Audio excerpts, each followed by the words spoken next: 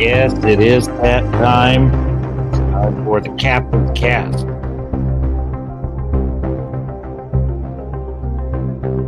We are loaded for bear, folks. What do you say we get this thing started?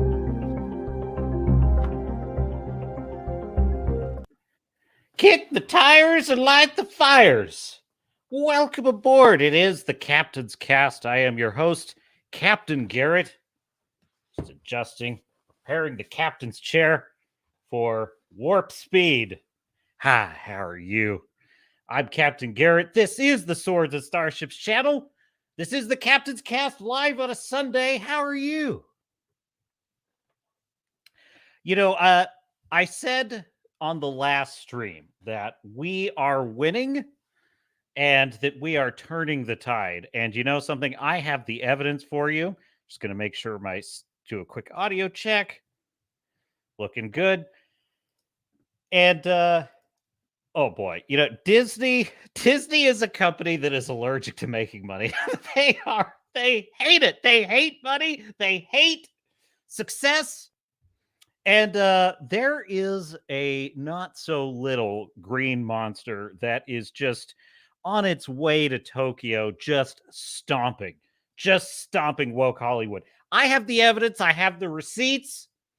As I said on my last stream, you know, we have lost an awful lot, my dear sailors and star nuts. We've lost Star Trek, Doctor Who, Star Wars, the MCU, Wheel of Time.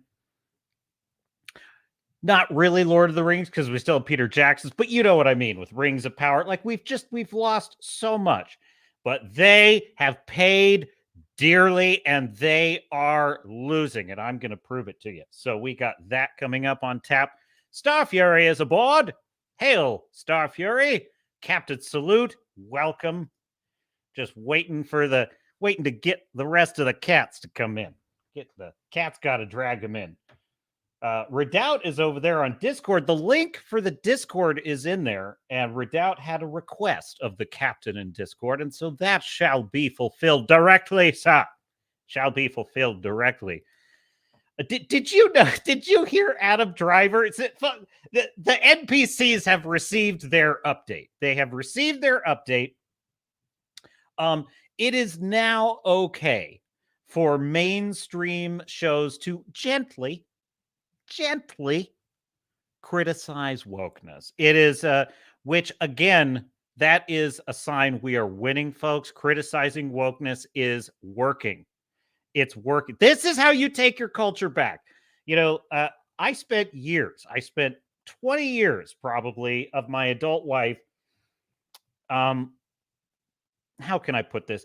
No, you do not want to become the thing that you are fighting, right? That's the thing we're worried about. But the problem is, I think those of us who longed for the days of, Gary puts it best on Nerdrotic, common sense, just common good sense. That's all. Nobody's saying that like you have to have some kind of strict ideology about everything. All we're saying is, let's just live and let live. Let's just go back to the days where a hero can be a hero, you know, whatever, right? I can have my nerdy superhero comic over here, and you can have your My Little Pony over there, and we could, you know, occasionally, you know, mingle, but, you know, I have my magic cards, and I have my weird Dungeons and Dragons with my half elves and half humans, and over there, you can have all your woke fantasy land. And, you know, Tumblr can be Tumblr. You know, that's all we're asking for, right? But the problem is at some point I should say up until recently, we didn't fight. We were lovers, not fighters. We were lovers, not fighters. We wanted everyone to be happy, and I understand that. You know, but we got to be fighters. We got to be fighters. And we've become fighters because we've had no choice. Like, if you want to just play Dungeons and Dragons, if you just want to play Warhammer, well, you better start fighting, because one day someone's going to say that's problematic. I don't know. A futuristic world in which it's about exterminating aliens for the Imperium of Man, that's very problematic. So we've woken up to this. We've woken up that we have to fight, and the temptation, now that they're on the ropes, our temptation is to, okay, we made our point. Let's start playing nice now. No. When the culture war is over, and it may not be this generation, but when it is won, the idea will be to nourish our society back to health, right? Where there's push and pull, there's balance, there's common sense, everyone gets their say. But we cannot allow them. We cannot allow them to convince us to quit reiterating our critiques and our criticisms of what's wrong with modern storytelling. So anyway, I'm going to get more into that as we go on, and I'll wax a little dramatic. You know, the captain has been known to do it on this channel once in a while. So Starfury, you honor me. So, you're too kind. You're too kind. Starfury says, I almost started getting the shakes when I thought there wasn't a Swords and Starships Captain's cast on a Sunday. Well, no, Starfury, of course not. As the captain of the ship, it is my duty to ensure that the ship leaves port on time. And well, it should. And I should say, I meant to get more done, but I didn't have a lot this week, so I was kind of like I was doing a last-minute stack of stuff, and that's my fault. That's my fault as the captain. I should have done better. Sip of coffee. Don't worry, Starfury. We got a barn burner for you today. Not least because you're here, because you in the chat are here. Starfury says the woke patch has been installed, just waiting for the system to restart. Exactly. It's like they got the iPhone update overnight. It's like, oh, you can now gently, ever so softly, ever so gently. Careful, don't touch that wire. Carefully now. You may now criticize just a bit wokeness. And so we will get into that. Adam Driver just ever so softly criticized wokeness on Saturday Night Live, and the audience, you can feel the tension in the audience when he does it too. So we'll show you that clip. 8/11. 8/11.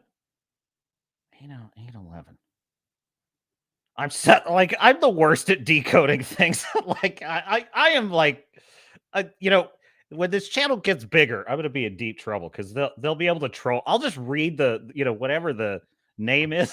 Like I love watching other YouTubers when they get like a super chat from someone with one of those names that's a total setup, and they're like, okay, what's the trick here? They're trying to read it slowly so they don't say it. I love that shit. Anyway, Fu Man Blue is in the chat. Hail! Another of the founding crew of the Swords and Starships channel. Never has so much been owed to so few. That is what I say to you, my dear chat, my dear sailors and star knots. I'm really digging the Churchill quotes lately. I don't know why. I've been doing a lot of World War II, just kind of, I don't know. I've just been nerding out on it, which is weird because I used to nerd out on other things like War of 1812, ancient Rome, and I used to get annoyed that the History Channel was all World War II stuff. I was, oh God, it should just be called the World War II. Now I'm the World War II channel. It's really, I don't know why. I don't know why, but all I will say is I kind of think, if you just, there's so many different things in the history of World War II that could have changed the entire course of history. And I'm always thinking about what's that one linchpin that if you just pulled it, the Axis wins. And there's not many, I think, that you could pull where the Axis wins because for a lot of reasons. However, I think if you take Winston Churchill out of history, I think there's a good chance that the Axis at least gets to keep a lot of its wins if you take Winston Churchill out of history. So I credit him with being the leader, the indispensable man of the 20th century. So Captain salute. Star Fury says, when I play D&D, it is definitely problematic. Exactly. That is how, look, that is how RPG gaming is. You know, it's a Call of Duty lobby, right? It is problematic. And Tom, I'm sure you would agree, Tom Hale. Tom is in the chat. Another founding crew member of the Swords and Starships voyages. These are the voyages of the Swords and Starships channel. Fu Man Blue with an LOL. I'll take all the lols. I'll just take them all. And then Star Fury says, as the saying goes, shit happened. Dunkirk. Absolutely. What a fascinating what if Dunkirk is. That the miracle at Dunkirk, yes. As Star Fury points out, if we, the British, did not get the army back from Dunkirk, we were effed. And it's a very good chance of that, definitely.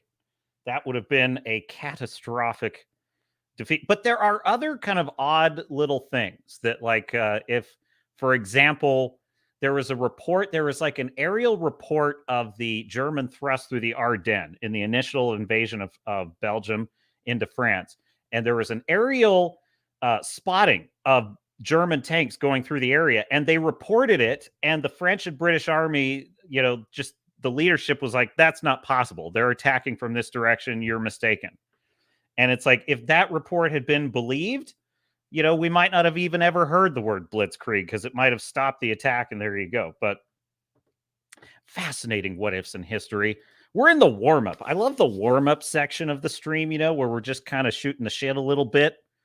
But we probably need something.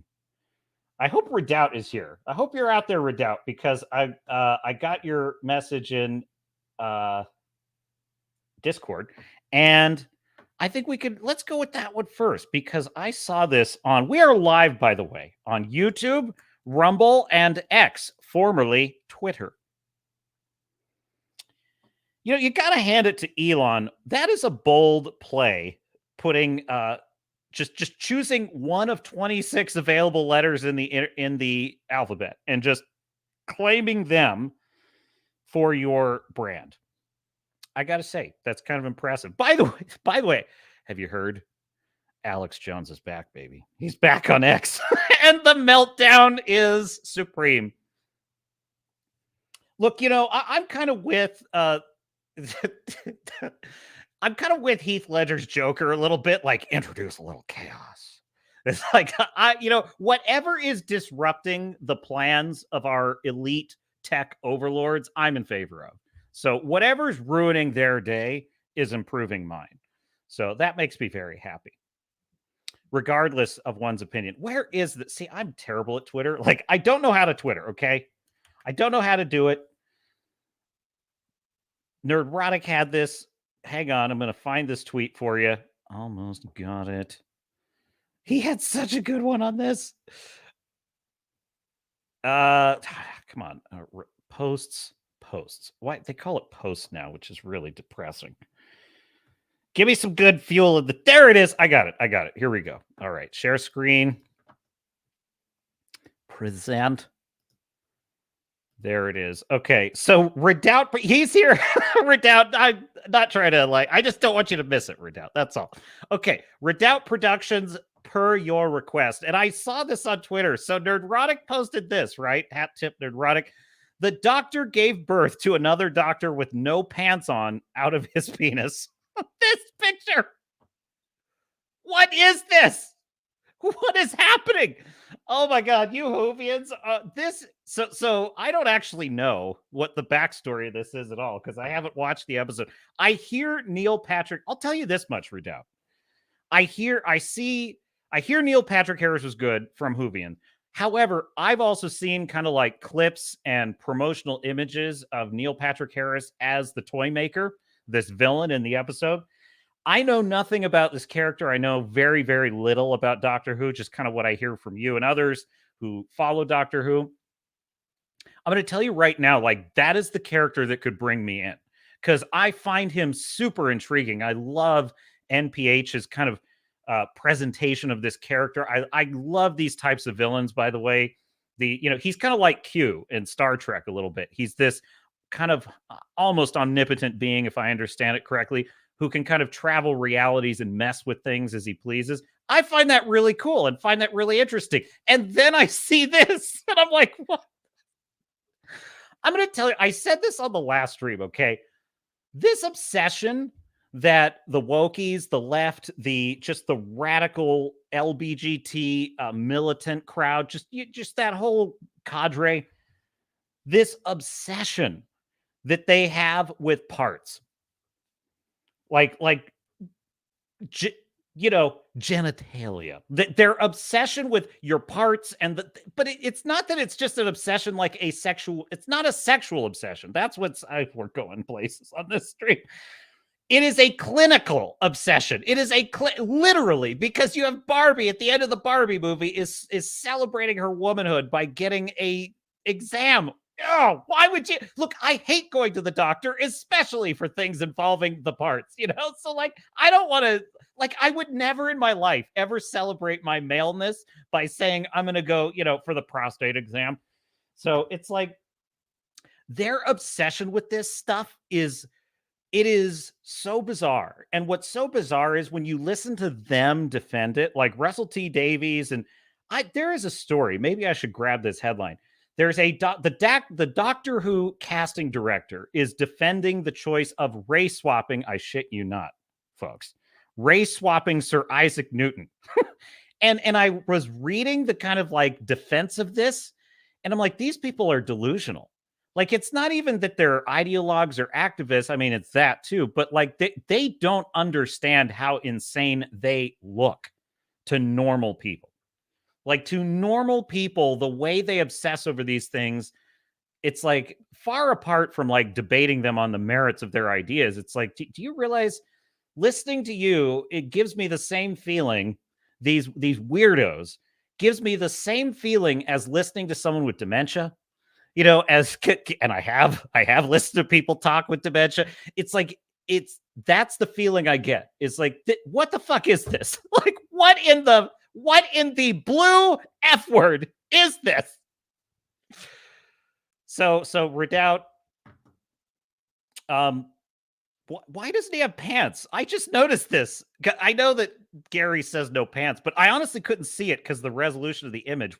Why does he have no pants?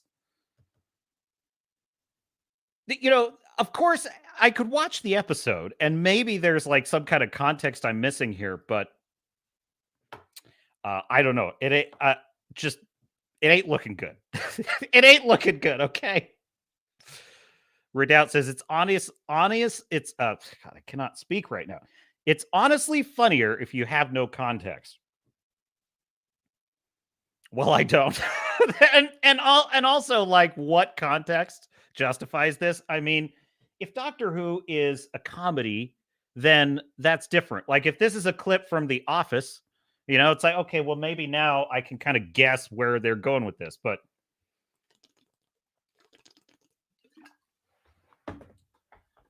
I was watching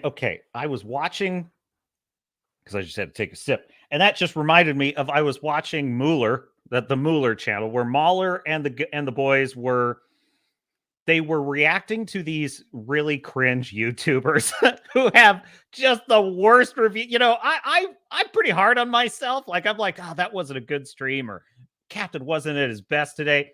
I felt so much better about myself. Maybe I'll pull it up later, because there is this YouTuber who reviewed The Last Jedi, and I got to tell you, and they're reacting to it, right? It was hilarious. The guy's reaction to The Last Jedi was so... I've never really seen any of the Star Wars, really. I don't really know anything about them, so I'm going to review The Last Jedi. And then he swerves into talking about The Force Awakens and Han Solo's death, and Mahler and the boys are like, are you going to review Last Jedi now? And then anyway. But one of them on the stream was eating popcorn.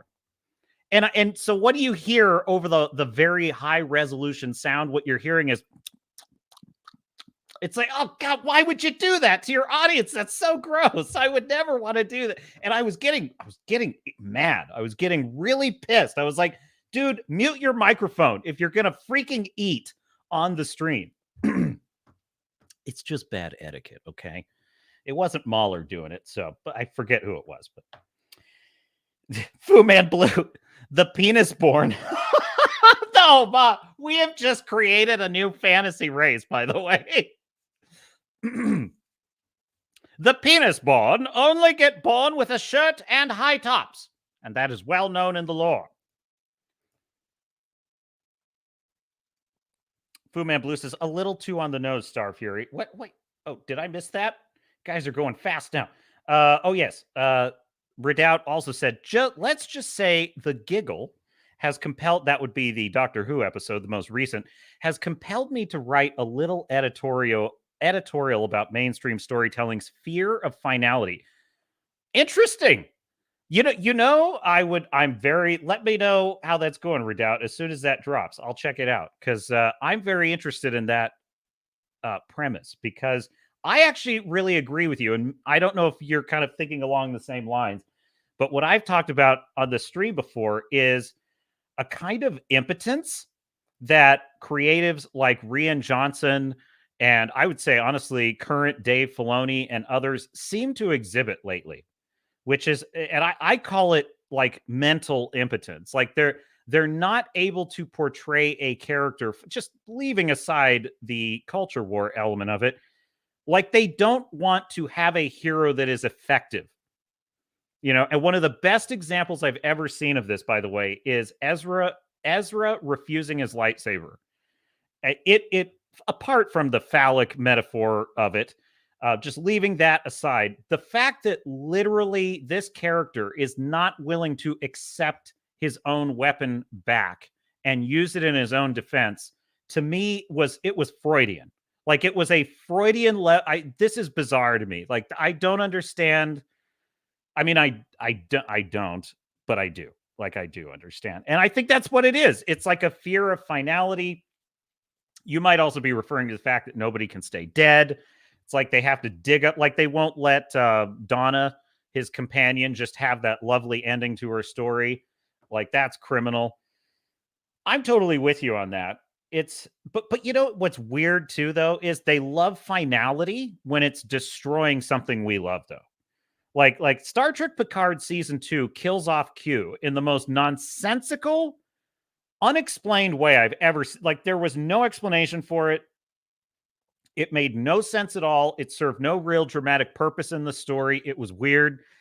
I know I use that term a lot, but these people are like they're like Howard Hughes pissing in mason jars weird. Okay, that's what I'm saying about these writers, Kurtzman and Akiva Goldsman and frankly even Dave Filoni lately. It's like they have a what's that disease? Obsessive compulsive disorder, and they're just getting crazier and crazier, and they're doing weird hoarding habits. Like that's literally how their writing feels to me these days. It's like they have these bizarre obsessions, but then they don't explain anything and nothing makes any sense. So why did you kill Q if you didn't have like a story purpose for it anyway?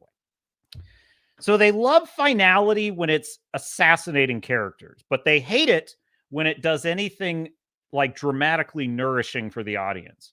So it's a great topic, and I pretty much agree with you. Fu Man Blue says, at the Captain is also on Rumble with a link in the chat. Well, thank you, Fu Man Blue. And I don't even have the chat. I'm so behind today. I didn't even have the chat pulled up. Let me grab that. Grab the Rumble chat. And there's Rumble popping off over there. I have been derelict in my duty. Okay. All right. And so in the Rumble chat, we have Redoubt Productions saying good evening. Yes, we have the Villain of World War II channel is what you would have called it back then. And yeah, great. So keep it going over there. Give us a like, give us a follow. We are, I'm kind of thinking what I'm going to do is clips of the stream. And then I think this week I'm going to start uploading the live stream to Swords and Starships Live. So I'll have a link in the description, all that good stuff. So we'll do all that good stuff. Okay. What else we got? Starfury says. And so anyways, there we go. It's a bit on the nose, says Fu Man Blue. Okay, where should I go first? I have so many exciting things to talk about. No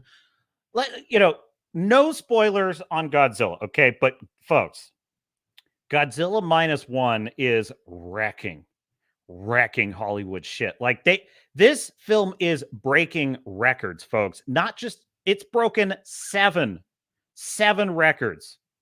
And so I want to cover this with you. Now, I'm not going to, like I said I was going to do a deep dive. I'm not going to do a deep dive because you Brits over there across the pond, you're not going to get this until I think the 15th of December is when you get Godzilla.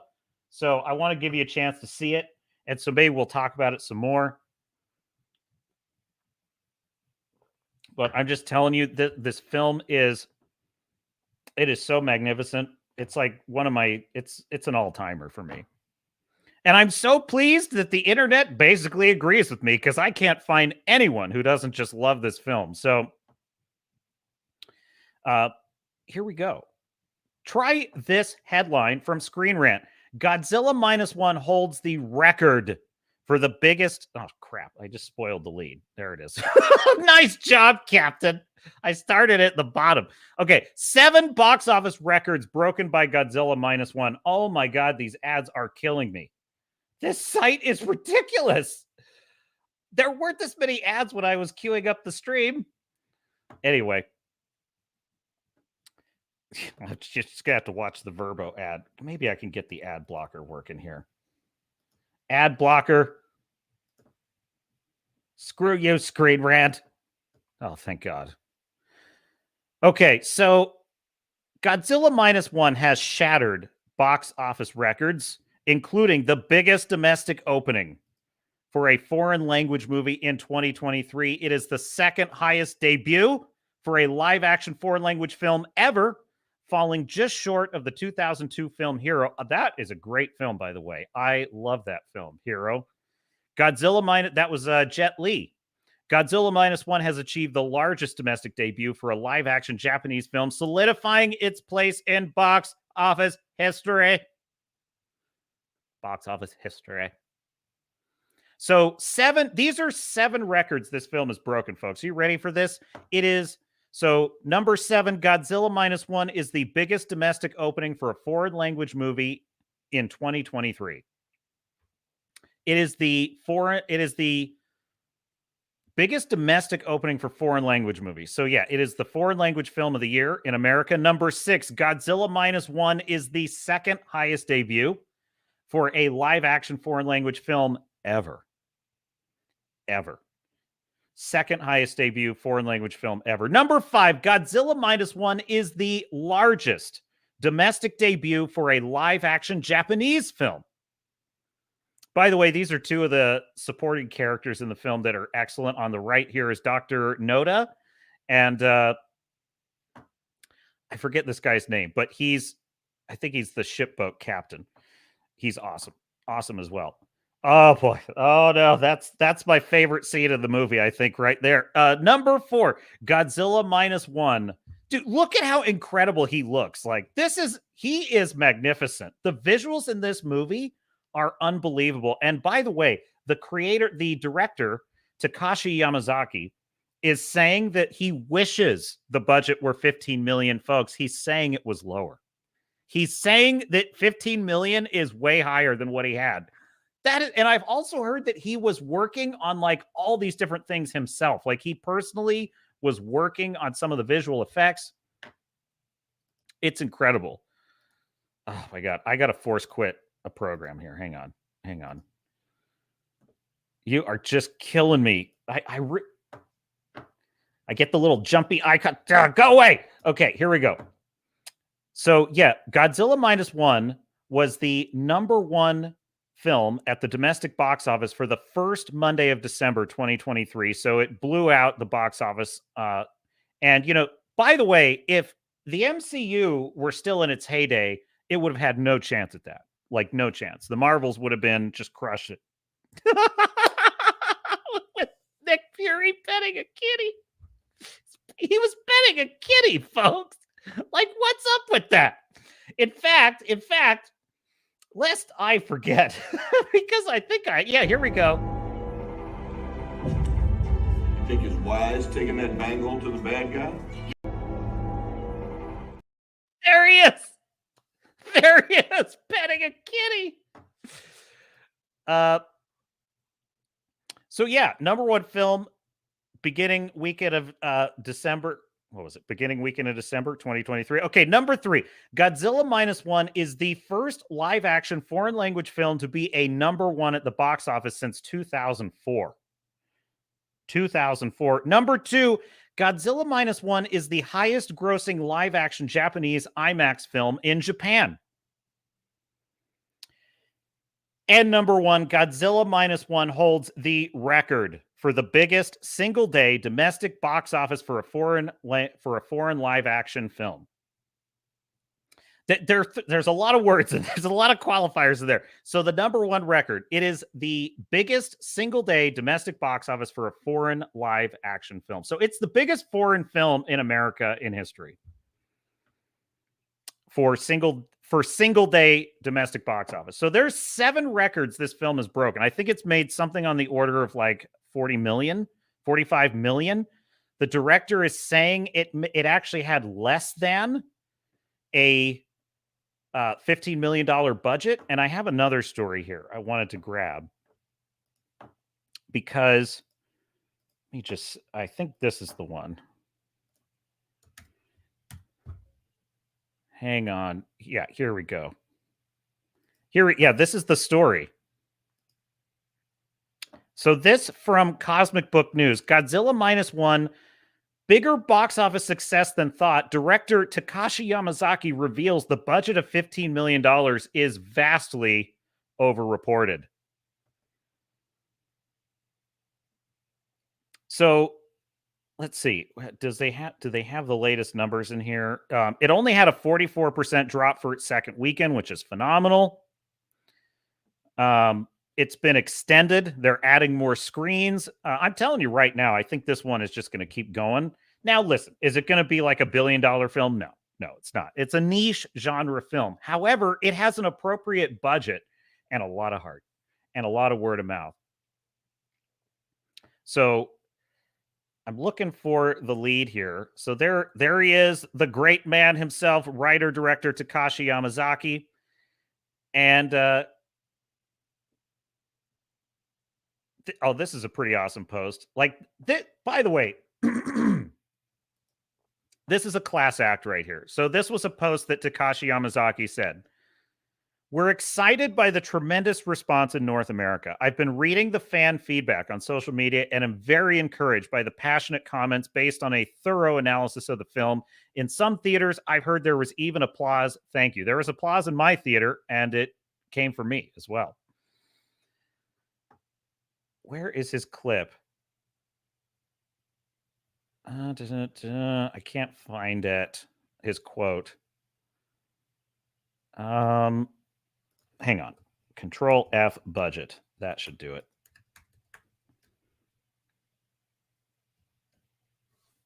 Yeah, so while Takashi Yamazaki didn't reveal the exact number, he said, I wish it were that much. So right there, he's basically hinting that he did not have 15 million on this. So maybe that number includes the marketing. That could be part of what they're guessing at there. I don't know. And we have here's a great clip.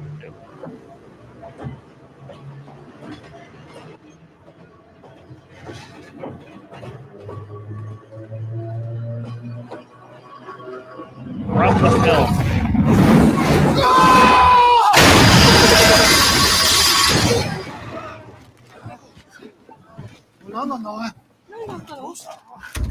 By the way, this character here, she is awesome.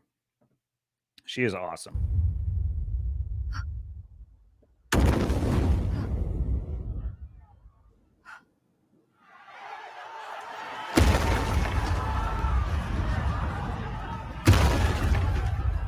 Dude. Yes. あれがゴジラ。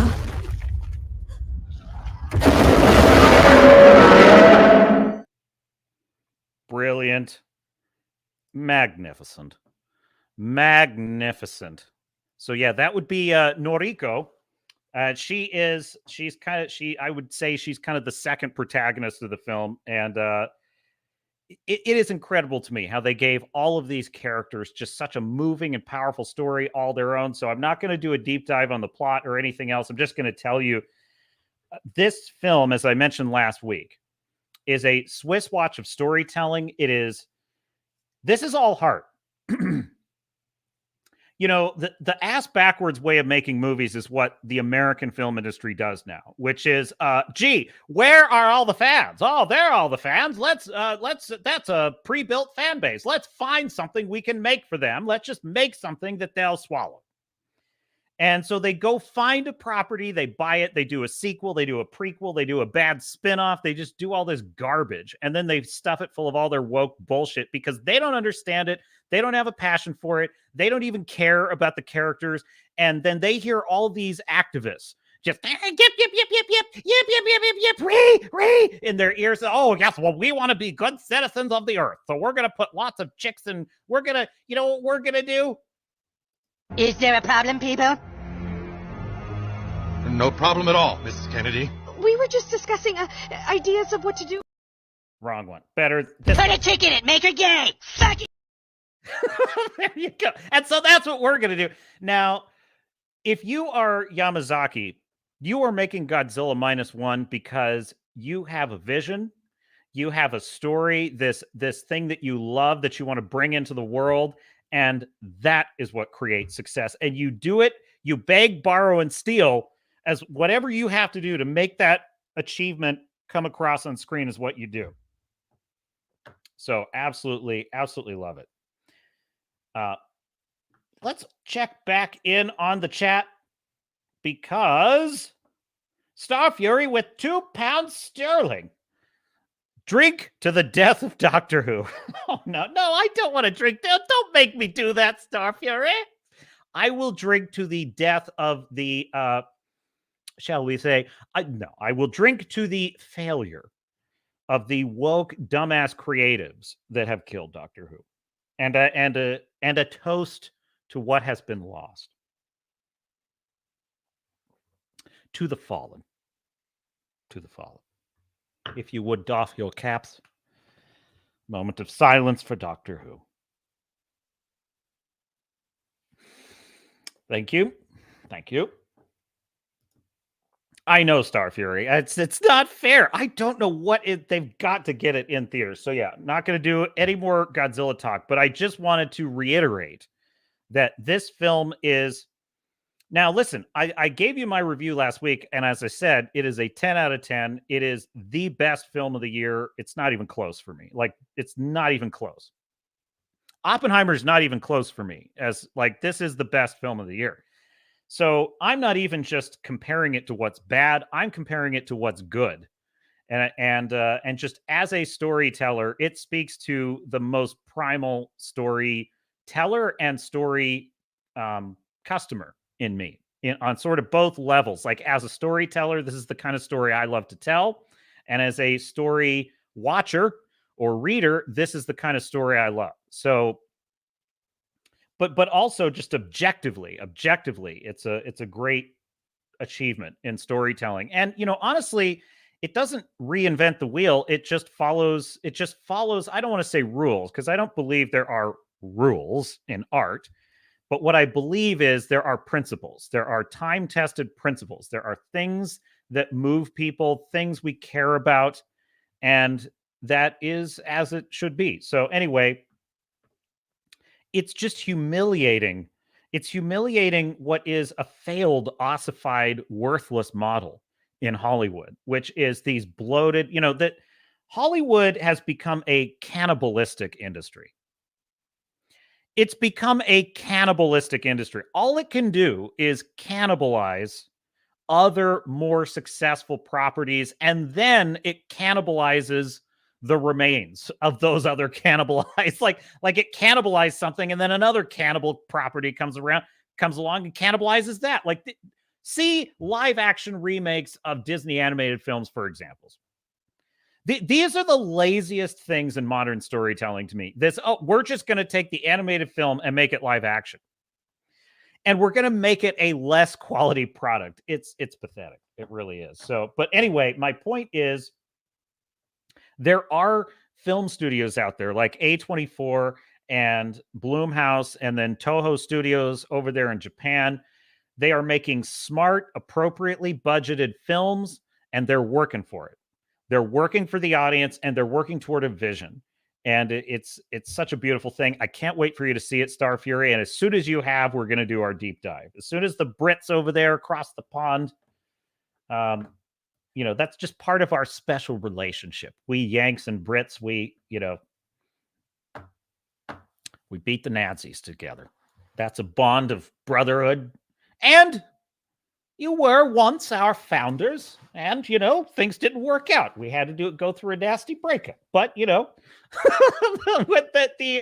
there's still, we're keeping the British term soccer alive for you since you've abandoned it. So we have a special relationship.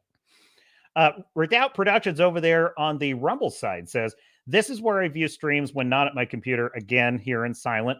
Was it not just a few years back that Demon Slayer broke box office records in the States also?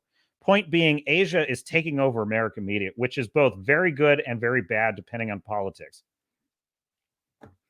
I mean, yeah, exactly. Like, it's bad for the wokies. It's bad for the wokies because, like, the story of just one of my favorite now fictional heroes of all time, frankly, one of my favorite fictional protagonists ever, these is going to be Shikishima. Like Noichi Shikishima, this failed kamikaze pilot. It's such a brilliant story. And he is a male protagonist, and he's wrestling with issues that were at that time uniquely male. It's like, I don't mean this in a chauvinistic way. Females, women have amazing stories to tell, and they can also, Starbuck is a Viper pilot. She's one of my favorite characters ever. In her world, that is something where that's part of what she's dealing with, right? But in the world of World War II, this is a uniquely male story because this is a story about and let's just face it, right? It's just a fact of life. There are different pressures on men and women in terms of who you're supposed to be in the world, how you're supposed to be effective in the world. And for men, the issue of cowardice is a big one. Like, are you a coward? Have you shirked your duty? I think that is a larger pressure, generally speaking, on men typically than women. Now, there are larger pressures on women that men don't have as much, and they would call that privilege. I would just call that the differences between us. So in any case, my point is that, like, you can't tell that story in Hollywood anymore because they would have had to put a chick in it and make her gay. That's the only thing they could do. So yes, based Asia, based India, they are coming for the market share. And I caught the Nerdrotic Nooner this week, and Gary put this very well. He said, manga has stolen all of the market share of comics of American comics because they've become woke and they're just garbage, absolute drivel. And he said, no, the correct term is earned it. They've earned that market share. And I agree with him. They're not stealing anything. It's Hollywood are the thieves. Hollywood are the thieves. They're the ones that go around stealing properties, stealing IPs, shitting on the fans and gutting and destroying it, and then blaming us for the failure, and then calling us toxic and racist and everything else when we don't like the garbage they're shoveling. Okay? They're thieves. They're thieves. They're a band of brigands. They are cannibalizing things. They don't know how to create anything meaningful, beautiful. They just don't. And when you have a sick anti-human worldview, you're probably not going to be a great artist, in my opinion. It's just not. Listen, artists have a role in showing the ugliness of things. Don't get me wrong. Obviously. However, I think that what an artist is looking for usually is beauty. I mean, whether you're a writer, a musician, a painter, a comic book artist, I think what you're ultimately searching for is beauty and meaning. Those are the kind of things that you're looking for in art. I think that's what we as consumers of art are looking for. We're looking for beauty, meaning, why do we come to YouTube, quite frankly? Because I'm a big member of the YouTube audience myself. Why do I come to YouTube? I come to YouTube to feel like life is good. I really do. I come to YouTube to be like, life is good. And it is good. Even in dark times, And so I just think that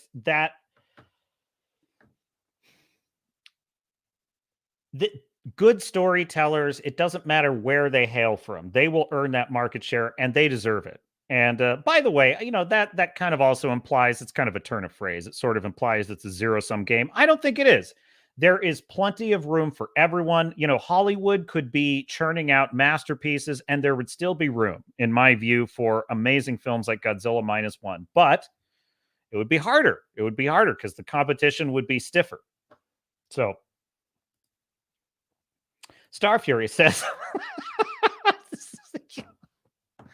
what did I do, Star Fury? Why you so... Star Fury says, we never ever declared a detente with the U.S. Of A after the Anglo-American War, so technically we could still come back.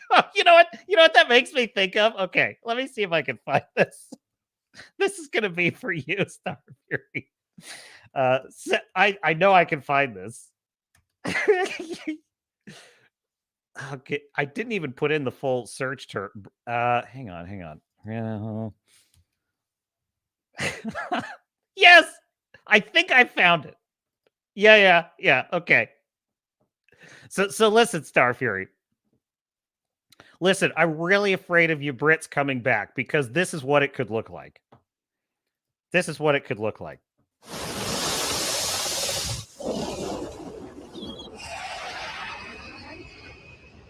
The rebel Americans know of our attack? How? Fire at will!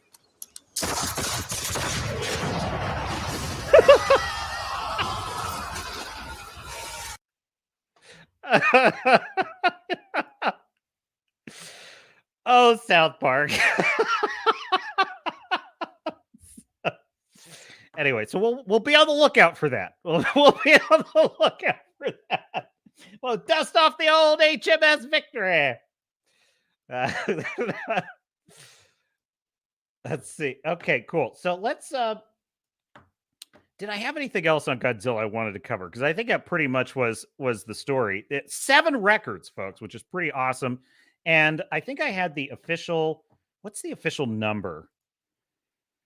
How much is it made? Because I had that as well. I thought I had it in this story. It's 20. It's increasing to 2,500 locations.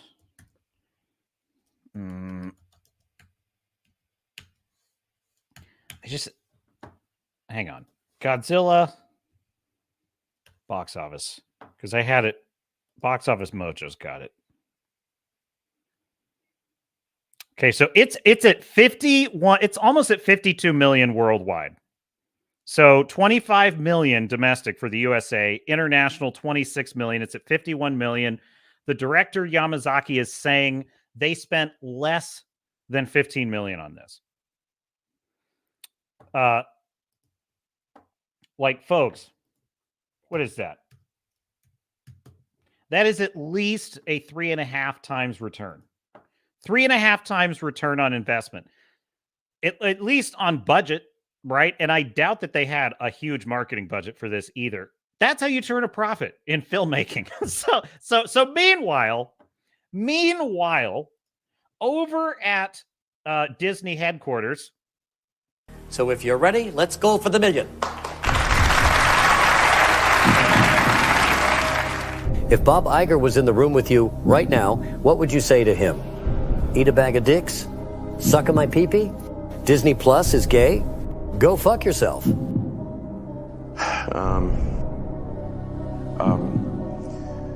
I'd like to use one of my lifelines and phone a friend. Okay, who would you like to call? I'd like to call Bob Iger. All right. Our friends at AT&T will get Bob Iger on the line, and we'll see if he can help you. Hello? Hello, Bob. Yes. Hi, Regis Philbin here from Who Wants to Be a Millionaire. Hi. We've got Elon Musk with us right now. He's won $500 million. Wow. And he's going for $1 million. And he needs your help to get there. Okay. So, he's going to come on the line, read a question, 4 possible answers. One of them is the right answer. Elon, you've got 30 seconds. Starts right now. Hey, Bob. Hi. I don't really need your help. I just wanted to let you know that I'm going to win the $1 million.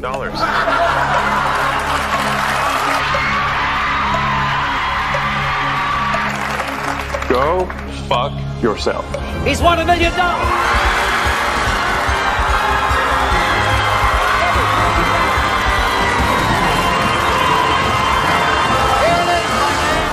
And what I see... It's just hat tip, lofty pixels. What a great clip that is. That's just so amazing. He's won the $1 million. I also love the idea of Elon winning $1 million, which is like what he makes in a minute. So,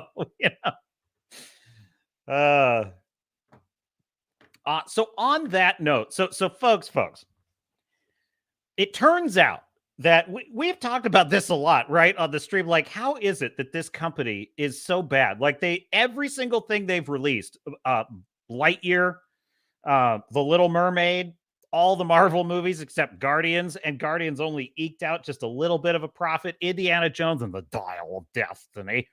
Like, all of these films are complete disasters, and the Marvels is like the cherry on top. It didn't even break. Get this.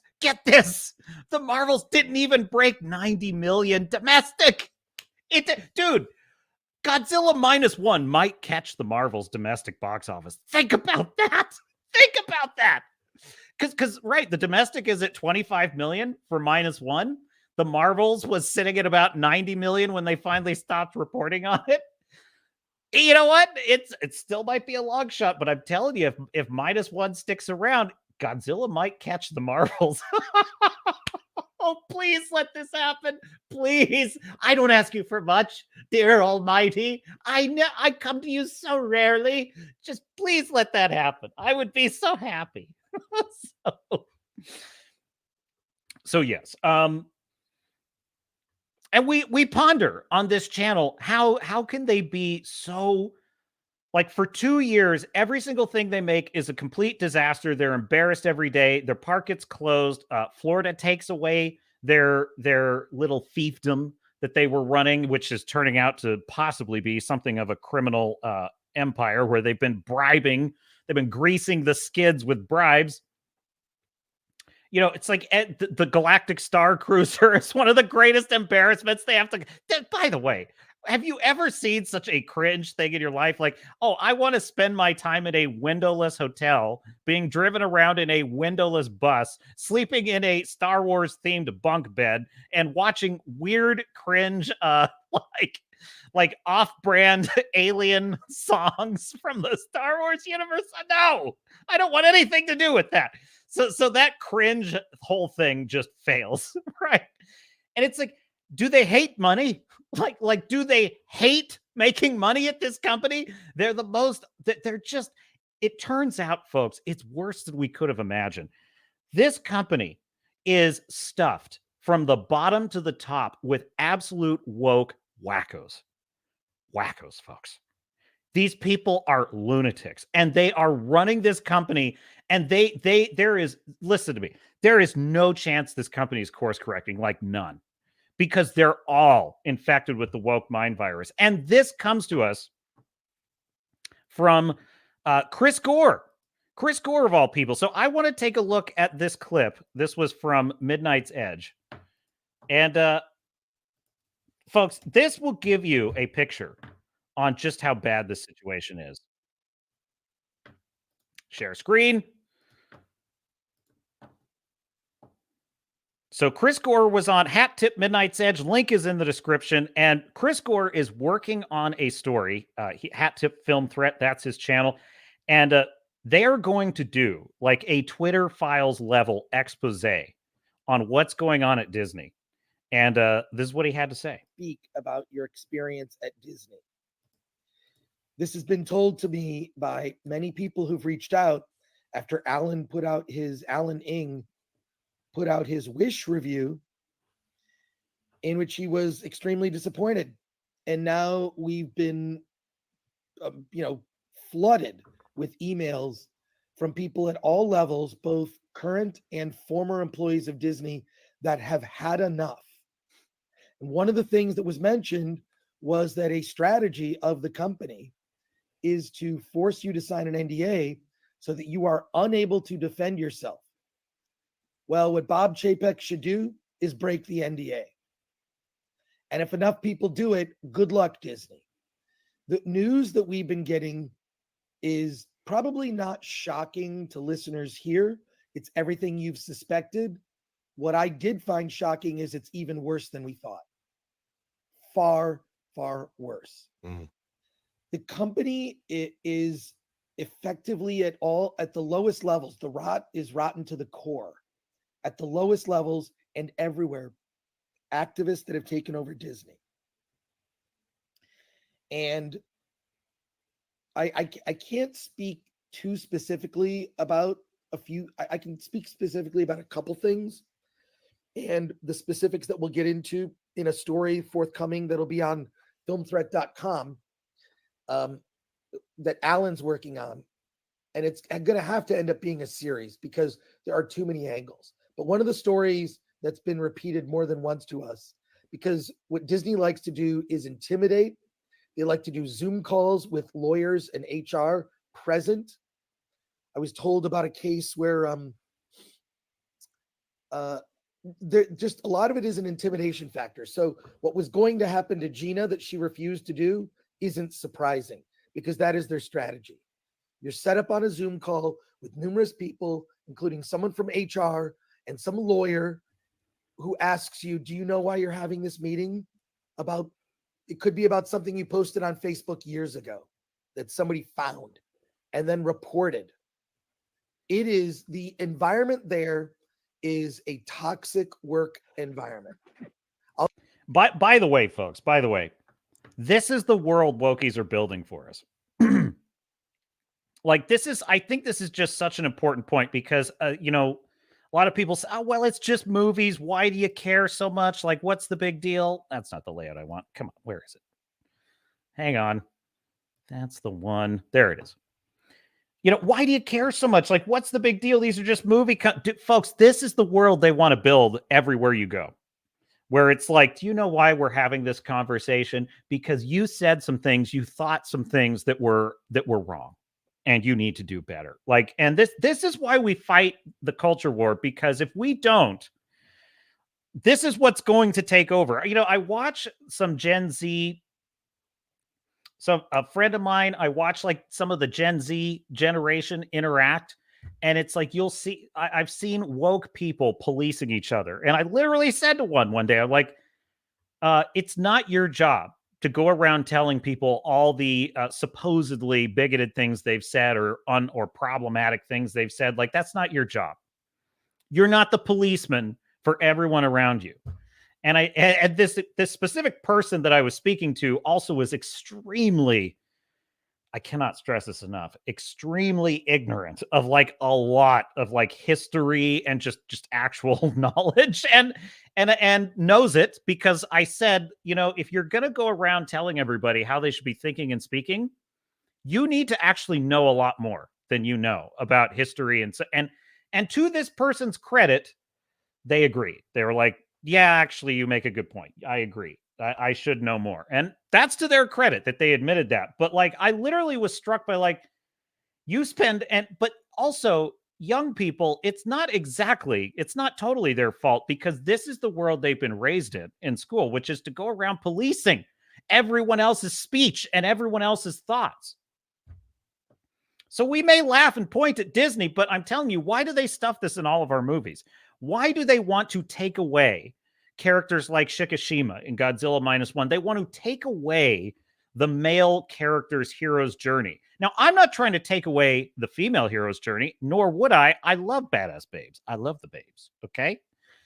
So that's the point, right? This is the false dichotomy they always try to create. They always they always point the finger back at us and say, oh, you just don't like women in movies. Said none of us ever. Okay. You didn't even know who Ellen Ripley was until we made you sit down and watch Alien. are the kind of people telling us that. Like most of the movies I like with female protagonists in them, like most normies wouldn't watch them because, oh, I don't like aliens. Oh, that's weird. I'm not into Godzilla. Anyway, my point is, we're not asking for that, but they are asking to remove male characters and the male hero's journey because they consider it problematic. And they're doing that because they want the day to come when we are all subjects of this mentality. And I think that in our efforts to be polite, we hold back. We fight with one hand tied behind our back. And it's like, folks, the gloves are off. The gloves have come off. They're on the ropes and they're going on the mat. That's the next thing that's going to happen. Because these wokies will not quit. And this is so important what Chris is talking about here, because this is what's happening. Imagine working at this company. Let me go with this view. No. I wish StreamYards, I really wish I could just customize this better because they force like these different views on you and they're super annoying. Anyway, there we go. All right. Roll tape. I'll give one specific. Bless you, Paul. Thank you. I'll give you one specific where people were getting ready to come back from COVID, and they're getting ready to come back, and they're going to reopen. By the way, the reason that Chris Gore has access to these insider stories is because on his channel, Filmthreat, Alan Ing, who is his partner, who's a giant, Ing the Merciless, who is a giant Disney fan and has been a Disney fan his whole life, basically did his review of Wish and said, it's the worst thing I've ever seen. The animation was terrible. There's no creativity in the cinematography. Like, he just ripped it to shreds in a very just trenchant, brilliant critique. And he broke down exactly how lazy, like all the camera, like they don't even understand how to frame a shot in animation for dramatic effect. And so if you want to see that review, check it out on Filmthreat. Well, that opened the floodgates because all these animators and just people, it just went viral. That clip went totally viral. And all these animators started reaching out to them. Why? Because they cannot trust the mainstream media, because the mainstream media is bought and paid for by these corporations. And I don't know if he mentions it in this clip, but he said that like the mainstream articles, the trades, they contacted Chris and were saying, we want like names and ID badges of these people that contacted you so that we can verify that that's accurate. No journalist with any credibility would ever ask for something like that, because they would know you have to protect your source. So, and of course, he has no intention of ever revealing those sources. So this is why he has this information. In the offices, so back from working remotely to working in the office, and they had to restock the kitchen at one of the facilities, and the entire discussion turned into what types of cereal should be put in the break room, which devolved into the type of privilege you had. If your family could afford Cocoa Puffs, or you were privileged enough to have those cereals, you were a person of privilege, unless, you might have been a person who grew up eating no brand of Cheerios or cornflakes. Can I stop just for a second? When did privilege become a replacement for hardworking? Because everything is racist now. Yeah, I know. It was kind of everything is racist. So this company, the whole reimagine the future at Disney, it's all about persecuting certain types of people and driving them from the company. That was the name of the HR program. Right. So Which is Paul, on the website. It's not anything that's like That's Reimagine Tomorrow. Yeah. So in any case, what we've received is, because I do believe that the failure of Wish, not just financially but creatively, has hurt a lot of people. And I think they realize that what they've been doing within the company, driving out the best talent, isn't working. In particular, that talent was John Lasseter. John Lasseter at Pixar. Yes. I have a quick question. Have any of the people that have reached out to you, were they able to target the source of this change, like the year, the person, or people? when it started to happen and build up, or are they only focused right now on the results? What we're doing now is putting together a timeline about all of this, but it looks around 2015, 2016, right around. Cool. Yeah, I'm not surprised. So you shouldn't be surprised.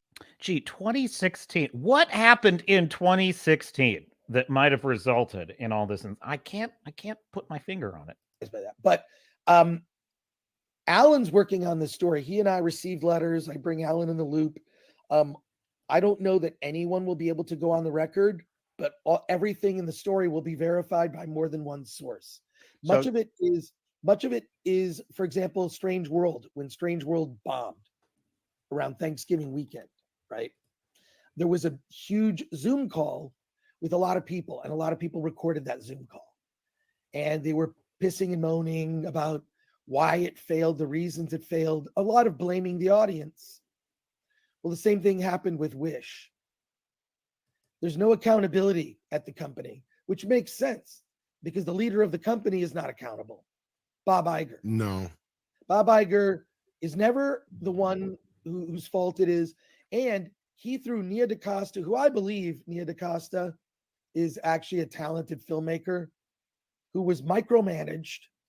And like any Disney, any talent that's hired by Disney, Marvel, Lucasfilm, cast aside so that people in post can just remake the movie that she tried to make. There's a slightly over 2-hour version of the movie that my understanding is it's much better. It tested better than the one that they ended with, which tested worse after they made changes.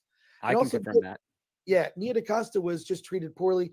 If you look at what Bob Iger said, he basically said, well, we didn't have, because of COVID, we didn't have, our executives, on set to be able to supervise. Dude, Bob Iger is such a scumbag. He is absolute scum. We talked about this last week, how the man takes no accountability, no responsibility for anything that has happened under his leadership. And it's like, really, his responsibility is all of it. He's as the captain of the ship. He is responsible for everything that happens in that company. I mean, everything. Only with extreme ownership can you be a good leader. And so he's disgusting. But quite apart from Bob Iger just being a disgusting human being, before we shed too many tears for Nia DaCosta, the director of the Marvels, she made her bed. She made her bed. Like she is in this club. She is in the woke club. She was happy to attack all the Marvels. But she literally used every single term: racist, sexist, homophobic. It was like the basket of deplorables comment from Hillary. And it's like, so, they all deserve each other. They deserve each other, in my opinion, because they want to build a world that is freaking miserable. That is miserable, where if you have your own independent thoughts, you are brought into HR, you're put in a 50 member struggle session Zoom call. That's the world they want to live in. Well, they can have it. They can have it. And they're getting it. They're getting the world they wanted, where all their movies fail. Everything they touch turns to crap because it is crap. Roll tape. This was his excuse for why the Marvels was bad. F that guy. Not enough oversight. Yeah. Not enough oversight. Yeah. Yes, that's what you need more management. I believe if Can I just point out one thing there, which to me is like a stunning level of hypocrisy and flip-flop at the same time. This is the same guy who has been going on and on about restoring creativity. And of all the things that he has attacked Bob Chapek for, the one specific, like the real big thing, was his installing of DMED. And what was that about? Well, that was about executives overseeing the creatives. And now he's complaining that there were no executives overseeing the creatives. That whole interview was a clusterfuck, Andre. Valiant was breaking it down last night, and he brought it up perfectly. If you listen to Bob, everything that was successful, he had something to do with it. It was I did this, I did that. But if it was anything that was bad, it was always the collective we or they. Right? It was always somebody else's fault. Everything bad was always somebody else's fault. Nothing was ever his fault, even the quantity over quality part. So Big agree, Tom. Big agree, Tom from Midnight's Edge there. That kind of sets the table of what's going on over there at Disney. So how are they doing? Well, I'm here to tell you, folks, there is good news because they are losing. Let me find. Grab this headline. Try this headline, folks. This from Bounding into Comics. Disney, they don't believe all women as they should. California approves equal pay lawsuit against Disney. 9,000 women to sue for alleged compensation violations. You know, the best thing about the sick world the woke are building for us is they have to live in it too. They have to live in it too. And it's like, oh, gee, Disney. Well, this is the world you want for all of us, so you can just choke on it. You can just choke on it. Dude, Disney is under siege. This company is like the last stand of the Spartans. It's like, they're like, they've lost all of their power in Florida. They're being investigated for bribery in Florida and some possible chicanery with a power plant. Their massive boondoggle, the Galactic Star Cruiser Hotel, has gone down in flames. Their last 7 movies have been a complete embarrassment. They have the ignominious record of having the worst performing MCU film of all year this month. Nothing is going well. And now they're getting sued by their wacko employees for compensation violations, and they'll probably win. And to add to all of that, Bob Iger is basically under siege from Nelson Peltz and Ike Perlmutter, activist investors who are trying to take over the company from within, kick him out of there, get on the board, start making changes. And to just top it all off, we have Elon Musk, the richest man in the world, telling him while he's in the audience to go fuck himself. And the internet loved it. The internet loved it. They love Elon. They love Elon. So folks, never forget they are losing this war. And And what do I always say on this channel? What does the captain always say to Disney and to all you other woke studios? We the fans, we the paying customer, we the story lovers, we the normal sane people, we will inflict defeat after defeat after defeat. So there's more on the way, Bob. There is more on the way. The tide is turning. Now, I tell you that to tell you this. You may or may not know, my dear sailors and starnauts, that Dibney, there's someone in the chat accidentally, maybe it was an accident, said Dibney instead of Disney, and I kind of like that. I kind of like Dibney. So anyway, Dibney, they have acquired Doctor Who, much to the sadness of our fellow Whovian fans. So here we go. Let me do that view there. No, I'm sorry, chat. Captain is just not up to specs today. Okay, so they've acquired Doctor Who. Now, Doctor Who has had its 60-year anniversary, and we talked about this last week. The hideous, like, it's woker than it's ever been, and it's such a complete disaster. And which, by the way, don't misunderstand. I'm not laughing. I'm laughing at the insanity. You know, it's like if you don't laugh, you're going to cry. It's kind of where I'm at with this stuff. It breaks my heart that this is happening to Doctor Who fans. As a Star Trek fan, I can relate. I can absolutely relate. However, this from Cosmic Book News, Doctor Who ratings bomb with Ncuti Gatwa bi generation. What the hell is the bi generation?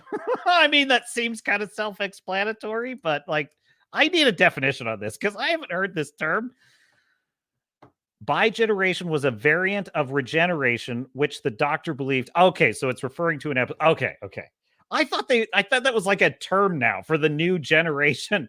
Okay, I get it now. So that's a Doctor Who title. Okay. So the ratings bomb with the Chudy Gatwa bi-generation episode. That's a little on the nose, don't you think? Anyway, The Giggle is the least watched of the 3 specials and has lost nearly 500,000 viewers in 2 weeks. The BBC, Doctor Who, Disney Plus, and Russell T Davies could be in a heap of trouble, judging by the ratings for the episode involving the introduction of the new Time Lord, Chudy Gatwa. Normally, whenever a new Doctor is introduced, the ratings see a large spike as fans are curious about who the new Doctor will be and how will it all unfold. However, that isn't the case with Saturday's special, The Giggle, which features David Tennant regenerating into Chudy Gatwa. That is giving birth through his parts to a man without pants, as they are nothing to laugh about. The article goes on.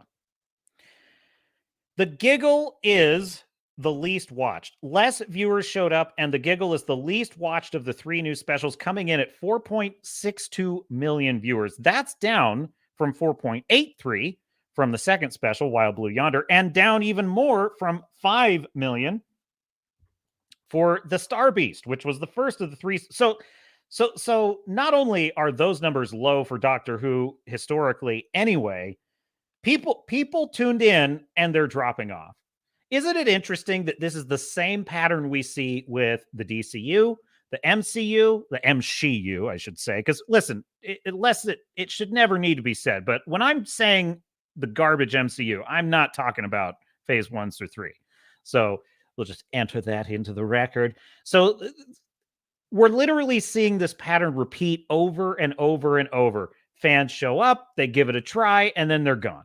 They are gone, if they're even there anymore at this point. So the article goes on, that marks a loss of nearly 500,000 viewers in only 2 weeks. 500,000, folks. As I previously wrote, says the article, it will be quite revealing if more viewers don't show up for the regeneration episode, which is exactly what happened. If they are already not showing up for the most popular Time Lord, that would be David Tennant, it's definitely not a good sign for the 15th Doctor. And, one word for David Tennant, because as someone who is not a Whovian, and I'm not familiar with the material, just the few clips I've seen of Dr. Tennant, aside from the cringe pronouns garbage and what have you, I can see why he's the favorite Doctor. He is I did watch one of his episodes, actually. I take that back. I've seen one of his episodes. He is a very, magnetic personality. So I can definitely see why they love this actor. What about the Disney Plus ratings? Worth a mention regarding Disney Plus is that while we don't have the ratings, as Nielsen is always weeks behind, Samba TV hasn't released any numbers. Samba TV usually releases numbers for new shows on Disney Plus in regards to the number of households that have watched the show in the first 5 or so days of release. However, Samba TV has been eerily silent about the data for the 3 Doctor Who specials. Likewise, Disney has also been silent and hasn't made any official announcement, as they did for Loki Season 2 and Ahsoka. What, Disney? You're not going to brag about your millionth and millionth and millionth of viewers. We had millions and millions of viewers. Millions. Just take our word for it. If the ratings are bombing in the UK, the article goes on, which is the home of the series, it's not far-fetched to think Doctor Who is also bombing on Disney Plus and the rest of the world. I mean, the fact that the ratings have dropped off by 500,000, and this was their last card to play. This was their Hail Mary, because they brought back the most popular actor, the most popular Doctor being David Tennant, and they brought back the most celebrated showrunner of Doctor Who, which is Russell T Davies. So this was all the marbles. They were playing for all the marbles with this. And we're looking at a decline in viewership. Another way to put this, folks, is it means that you, my dear sailors and starnuts, you are not going insane. You are not going mad. You are not ists and phobes. You're none of these things that they want to ascribe to you. You are just story lovers, and you are being trampled on, and you are among an audience which has had it with this crap. And so never misunderstand In no way have I ever or would I ever celebrate the destruction of the MCU, Star Wars, Star Trek, Doctor Who, The Lord of the Rings, The Wheel of Time, you name it. I would never celebrate the destruction of any of those things because that's the straw man argument that Grace Randolph, well, we need to have empathy. There's people are really upset about this. And it's like, so this is the straw man argument. I have never said I'm celebrating the destruction of those. I am celebrating the failure of the whacked out, sick ideologues that have taken these properties and destroyed them and vandalized. I am celebrating their failure because they deserve to lose. They deserve to lose for destroying these characters that we love so much, that we have so much passion for. So anyway, let me catch up on the chat real quick because Melodic is here. But look what the cat drag did. Melodic Method. I'm telling you right now, Melodic Method. Dude, you're not late. You have arrived just. Anyone that arrives in this chat, you have arrived just on time. We're all aboard. We are on another exciting adventure. We are sailing into the choppy waters of Disney, going down like the Titanic. So last week when you showed up at like hour 5, I really was shocked. I had not looked at the clock. I was like, I've been doing this for 5 hours. Like Captain's got a lot. He's got a lot on his mind. Okay. So anyway, welcome, Melodic. It's good to see you. Good to see you. Melodic says Dibney was not an accident. I stole it from South Park. Well, good. I appreciate that. I like Dibney. Dibney. Like a dial of destiny. I don't know where that comes from either. That's just in my mind because my dad asked me. He's like, why do you keep pronouncing? Or no, it was my dad, a friend of mine, a couple of people. Why do you pronounce dial of destiny that way? And I said, honest to God, it's not. It's just how it sounds whenever I read it. Like whenever I read it on a title, like the first time I saw that title, I was like, if that's not the fucking dumbest title I've ever seen in my life, but somebody who wrote that thought it was great. That's kind of where that comes from. The dial of destiny. It's super good. It's a dial. It's dial soap. What are you talking about? That title is stupid. That's so stupid. I hate that title. It's the worst title of the year, folks. I freaking hate it. Followed closely by Quantum Mania, which I call Quantum Nausea. Anyhow. So I appreciate Dipney. Now, Wrangler says, the she uterus. Hail, everybody. Like, yeah, exactly. No, see, this is the thing. This is the thing I find so striking about the woke mind virus is its obsessions. It's like the things they fixate on like a shiny object are very... it's very instructive when we're studying the species, you know, because they fixate on organs. Like they fixate on clinical exams, weird shit like this, right? You know, like, and also cats. What the hell is that? Like the fixation on cats is becoming really... It's starting to freak me out a little. I'm like, I feel like this is definitely, if nothing else, this is a sign of the end times when we become obsessed with cats. Like the kitty cats are everywhere. The freaking Flurkin stream. I mean, what the hell was that? So yes, they have an odd obsession with people's parts, the content of melanin in their skin. They have just an absolute freakish obsession with these things. I was watching Mahler's stream and they're reacting to a YouTuber who reviewed, I don't know if it was, I think it was The Last Jedi. And he was just, he was bringing up like, I don't know why people hate Rose Tico. Imagine seeing a character like Rose Tico and hating her because this could have been a white character. That was literally his argument. And someone on the stream was like, thanks for making me think about race. I wasn't thinking about race. I was not raised that way. I was not raised to think about race. And I was like, I didn't think about it until you freaks started bringing it up all the time. And I'm like, exactly. It's like they're the ones that it's so much like, I'm trying to think of an example. There's like dialogues that go this way, you know, it's like, well, I'm definitely not going to ask you out. What? You're going to ask me out? No, I'm saying I'm not. Well, then why'd you bring it? I didn't bring it up. You brought it up. It's like, that's what they do to you. They're like, oh, gee. I bet you think this Asian person should have been a white person, and that's why you don't like her. Wait, what? Fuck no, bro. I just think she's a boring character. Well, why do you hate her so much? Because she's Asian. I don't think it's because she's Asian. It's like, well, why'd you bring it up then? I didn't bring it up. You brought it up. That's what the wokies are like. They mess with your mind this way. And actually, I remember when I was a kid, I just look, and I will admit there is some naivete here because I don't know the exact experience of, obviously, different cultures living in different parts of the world. And I can't exactly relate to their experience. So I may be totally unaware of things they've gone through that I haven't. And that's totally fair. But that being said, as a kid, I never saw people with different races or whatever. I never looked at them and had to think about that. I just thought everybody deserves a shot. Everybody deserves to play. That's just how I always felt about things. And it wasn't until I got older and started hearing political messages and stuff like that. And I started saying, I thought we solved this in the 60s. I thought we solved this when we solved segregation. We solved all this thing. Why are we still talking about this? And then I started thinking about it and I sort of went through that journey in my mind. I was like, they brought this up. They always bring this up.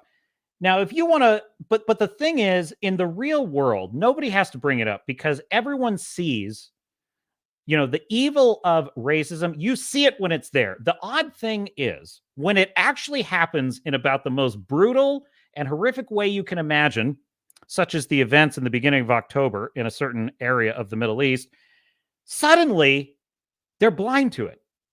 They're blind to it. They're we literally just witnessed medieval barbarism on a level we haven't seen since the Holocaust. And I just said the H word on stream, so I'm basically screwed. We haven't seen a level of barbarism since the Middle Ages and the Inquisition. Isn't it funny how about half of them don't even see that? They don't even see it. They're you're comparing this to the World War II situation. I don't see it. What's the connection? I just see freedom fighters. So listen, I'm not trying to get political. I'm just saying it's weird that they want to draw our attention to all these issues all the time. But then when it actually happens in about the ugliest way you can possibly imagine, they can't see it. That's why I said the woke mind virus, folks, it's sick. They're sick in the head. Okay. They got problems. They got real problems. Anyway. Melodic says, 500,000 lost in 2 weeks on Doctor Who. I wonder why. It's weird. It's weird. Doctor Who explaining pronouns to Vermeep. God. It's, Star Trek is not in much better shape, by the way, because do I need to go get the singing Klingons again? Oh my God, that was the Klingons singing to autotune. Oh my God, I can't even describe how freaking evil that's evil. That's not bad. That's evil. So because just to steel man this a little bit, if the argument is, oh, we're doing a fun,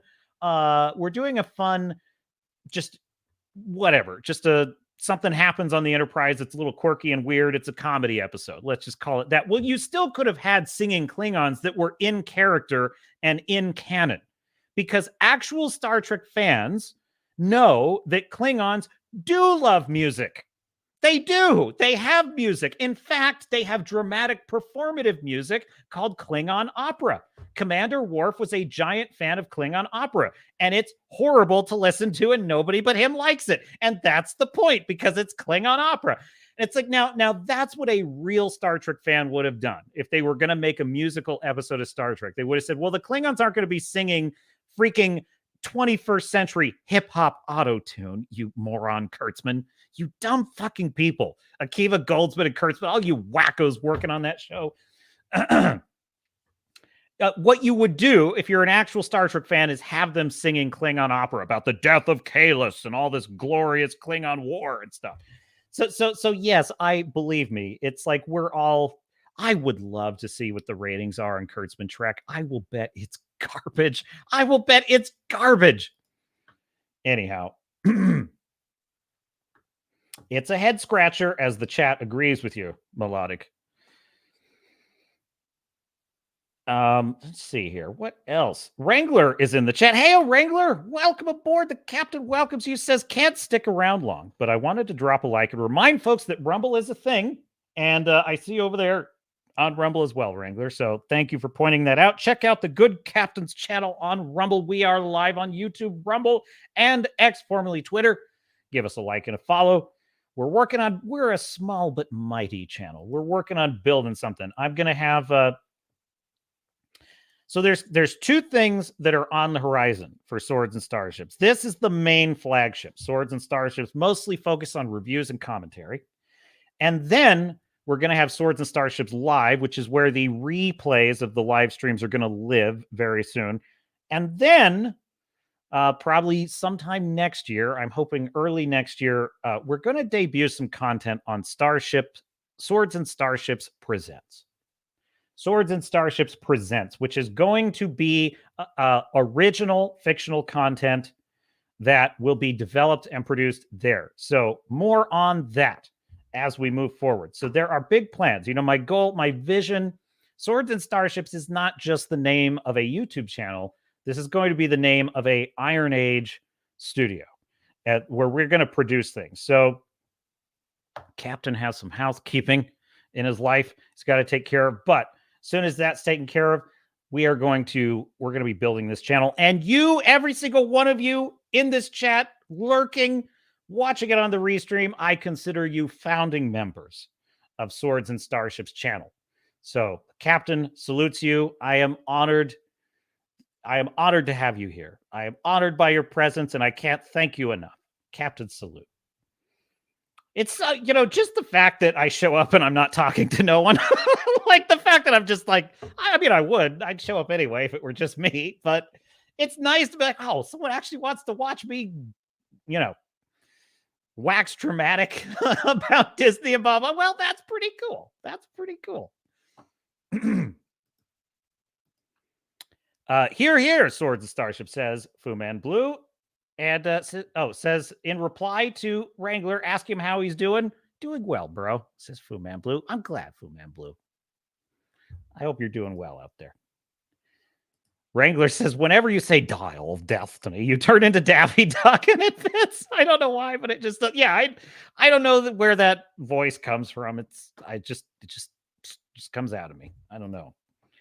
So I guess it's Daffy Duck floating around in my I did grow up with Daffy Duck, so Dial of Dysentery, says Melodic Method.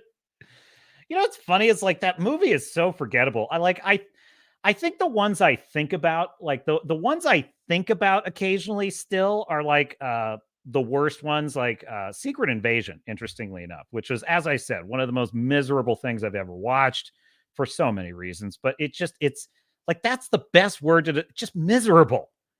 It's a show about people being miserable. And it's like, that's all Hollywood produces, is shows about people being miserable and continuing to be miserable. And it's like, Barbie is that to me. It's like, it's about women being miserable, like, and men being miserable. It's just so like, the odd thing is that some of these things, which are no less a disaster, I just don't remember a lot. Like, I think about Dial of Destiny, and like, I can kind of vaguely, I remember the series of things that happened in that movie, but I'm like, it's amazing how forgettable that movie is. It's like, nothing in that happened that moved me. Phoebe Waller-Bridge's character in that movie is a classic example of Hollywood having the exact reverse opposite of morality. Like, in their characters, they have the exact reverse opposite of morality, because she is a bitch. She is a sociopath in that movie who is not likable. She's not charming. There's nothing about her I like. Just nothing at all. She is. What is this woman's claim to fame exactly? Fleabag. Who cares? Like, I hear she plays a very unlikable character in Fleabag, and that fits. So yeah, I'll pass on that show. Thank you. I've had about, if I never see another Phoebe Waller forehead property, it'll be too soon. It'll be too soon. From the bottom of my heart. Yeah. So, well, I only focus on the good, positive criticism. It's like, well, you do that. You just do that, dear. What I'm trying to think of, like, I don't think too much about Mandalorian season 3, I don't think too much about, like, I do occasionally think about Ahsoka still, because there was potential with Ahsoka. There really was. I mean this seriously. There was potential with Ahsoka. It's bizarre though. Like I thought Admiral Thrawn could have been a really interesting character. In fact, I was kind of excited in the trailer to see him. I thought, ooh, a kind of chess playing. He's a very different character from Darth Vader or the Emperor, because Darth Vader and the Emperor are so larger than life. They're kind of these evil wizards. It was an interesting idea to say, okay, now here's a tactician. Here's like a very intellectual, in Star Wars terms, kind of secular tactician. He's not a Force follower. He just, I thought, now that could have been interesting. It's like, but leave it to Dave Filoni to just fillet himself and forget to tell a good story. To just, that filleting Filoni, that's what I call him. He just seems to like referencing stuff he's already done. The best thing about Grand Admiral Thrawn is how, like, the worst disasters, he's like, yes, it's all going according to plan. Yes, what a humiliating defeat for you, Ahsoka, even though you wiped out all my guys. I knew they were going to be lost. The thing about Grand Admiral Thrawn is he's a positive thinker.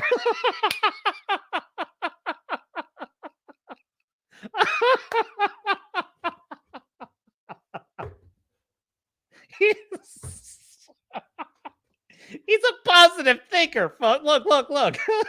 Listen, Grand Admiral Thrawn was lost in the other galaxy for a couple of decades. He had a lot of time to think.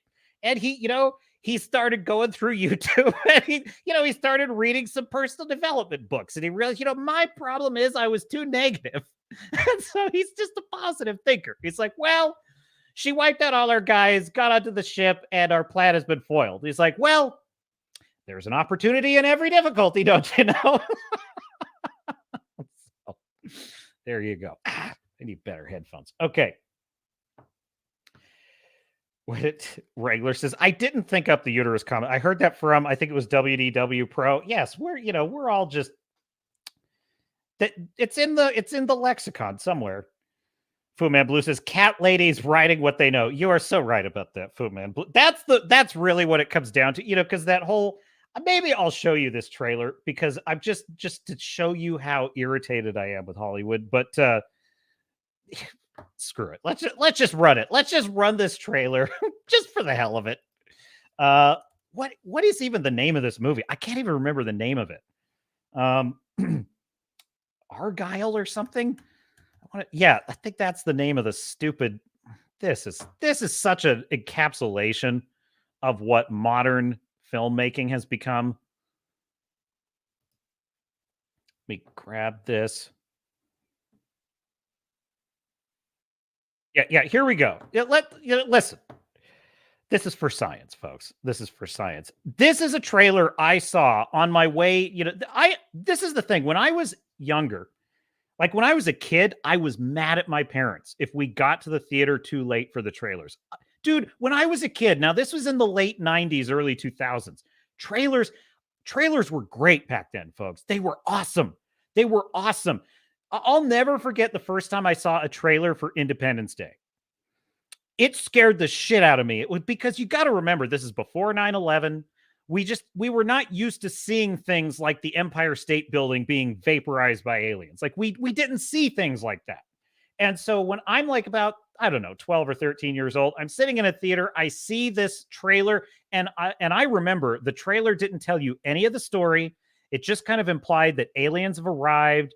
It showed all the people looking up at the aliens, and it kind of, this is another interesting thing about the trailer. It posed a question to the audience, which is, are they friend or foe?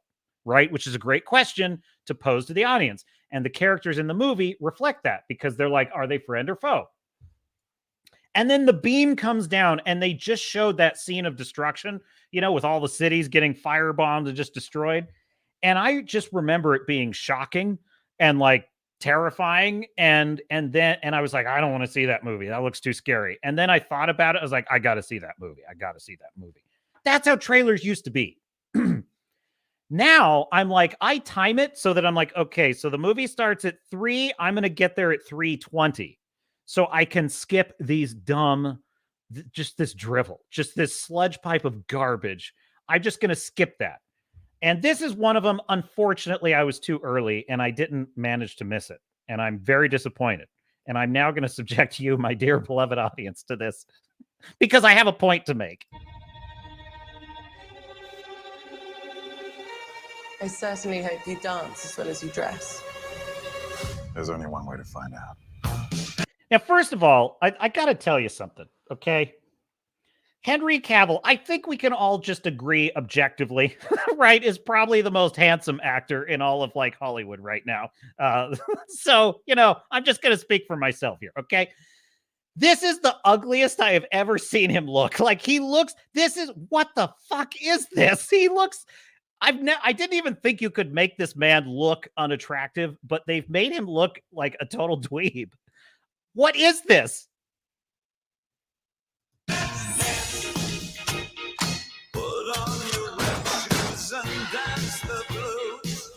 Oh, God. Okay. You know, we're not going to do the whole, I can't even do it. Okay. So the basic plot is it turns out that this character, Bryce Dallas Howard, is basically a cat lady. And these are her James Bond novels that she's writing. And Henry Cavill is playing Argyle. He's basically the Bond type character, right? And it turns out, and I'm going to tell you something, there's a concept in storytelling that Blake Snyder points out in Save the Cat, which is called double mumbo jumbo. Okay, double mumbo jumbo is a faux pas that you can make as a storyteller, which is the audience will suspend disbelief for one instance of mumbo jumbo, and mumbo jumbo just means something fantastical, something science fiction, something unexplainable. For example, spider, you know, Peter Parker getting bitten by a radioactive spider and gaining superpowers. That's mumbo jumbo. Okay. You can't have double mumbo jumbo without it starting to break the illusion, meaning two totally fantastical things happening independent of each other. Right. And so in the case of Spider-Man 1, it actually does break this rule because on one side of the city, Spider-Man gets created by getting bitten by a spider. And on the totally opposite side of the city, with no connection whatsoever, Norman Osborn just so happens to turn into the Green Goblin. Now, what most good superhero stories do is they connect the origin of the superhero with the supervillain because that keeps it as one instance of mumbo jumbo instead of two.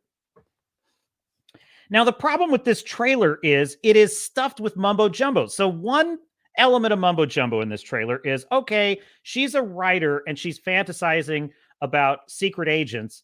And then it turns out that she's actually accidentally predicting real things that are happening in the spy world. Now, that's not a terrible concept, and you could go somewhere with that. The problem with this trailer is it then turns out that she becomes a spy, she's swept up in the spy game, and all the things in her novels are actually real. And I'm like, now that's too many. That's too many stupid ideas. And so this film is like just, okay, here's a clip that will illustrate. Whoa, hey, there's a cat in there. Oh my God, you're Ellie friggin' Conway. Author of the Argyle series, Ellie Conway. I am such a fan. Oh yeah? What is it you do? Espionage. Would you sign my book? Here we go.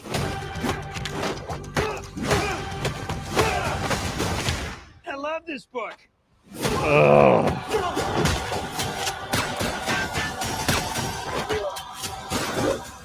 Come on.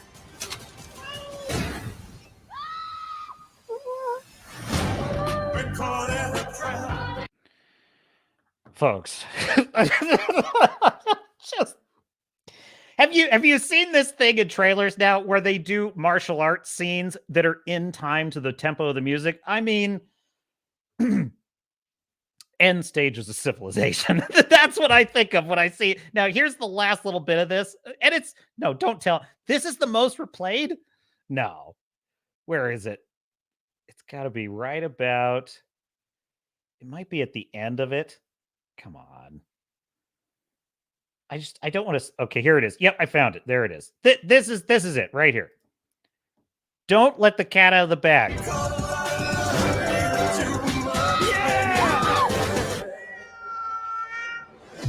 It's time for you to meet the real Agent Argyle.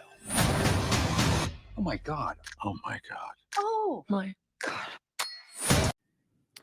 So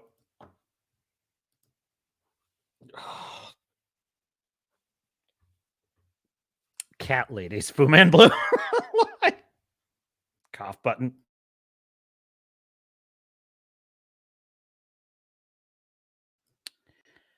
Yeah, cat ladies. Just cat ladies. I